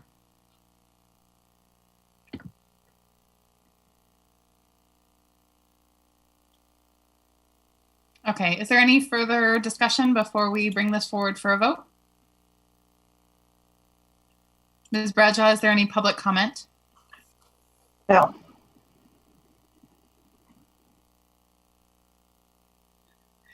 The board will now vote on Resolution 6266, resolution to approve the amendments to the preservation. Well, it's not just the amendments, but resolution to approve the amended preservation, maintenance, and disposition of district real property 8.70.040-P. All in favor, please indicate by saying yes. Yes. Yes. Yes. Yes. All opposed, please indicate by saying no. No. Are there any abstentions? Resolution 6266 is approved by a vote of 6-1. Student Representative Shu voting yes. All right. Is there any other business at this time before we adjourn? I just want to say that I think it's pretty cool that we crafted and just passed an anti-racist real estate policy. Those words don't necessarily flow together very easily. And I think that's pretty great. So good on us. Michelle has planted a seed that as we think about property disposition, what could be as we are faithful stewards of what we have, but also think about what is right. There's a whole policy manual and guidance that I am hoping to share with all of us about how to do this work, because we don't really, it's only been 66 years since Brown versus Board. So we're not, no one knows how to do this work. So the Port of Portland, another major property owner in the city, is also pursuing, I think, a similar path. And so it's really heartening to see institutions that have historically held a lot of the land in public trust are reevaluating how that land is used and who benefits from it. All right. Barring anything else, the next meeting of the board will be held on March 30th. And this meeting is now adjourned.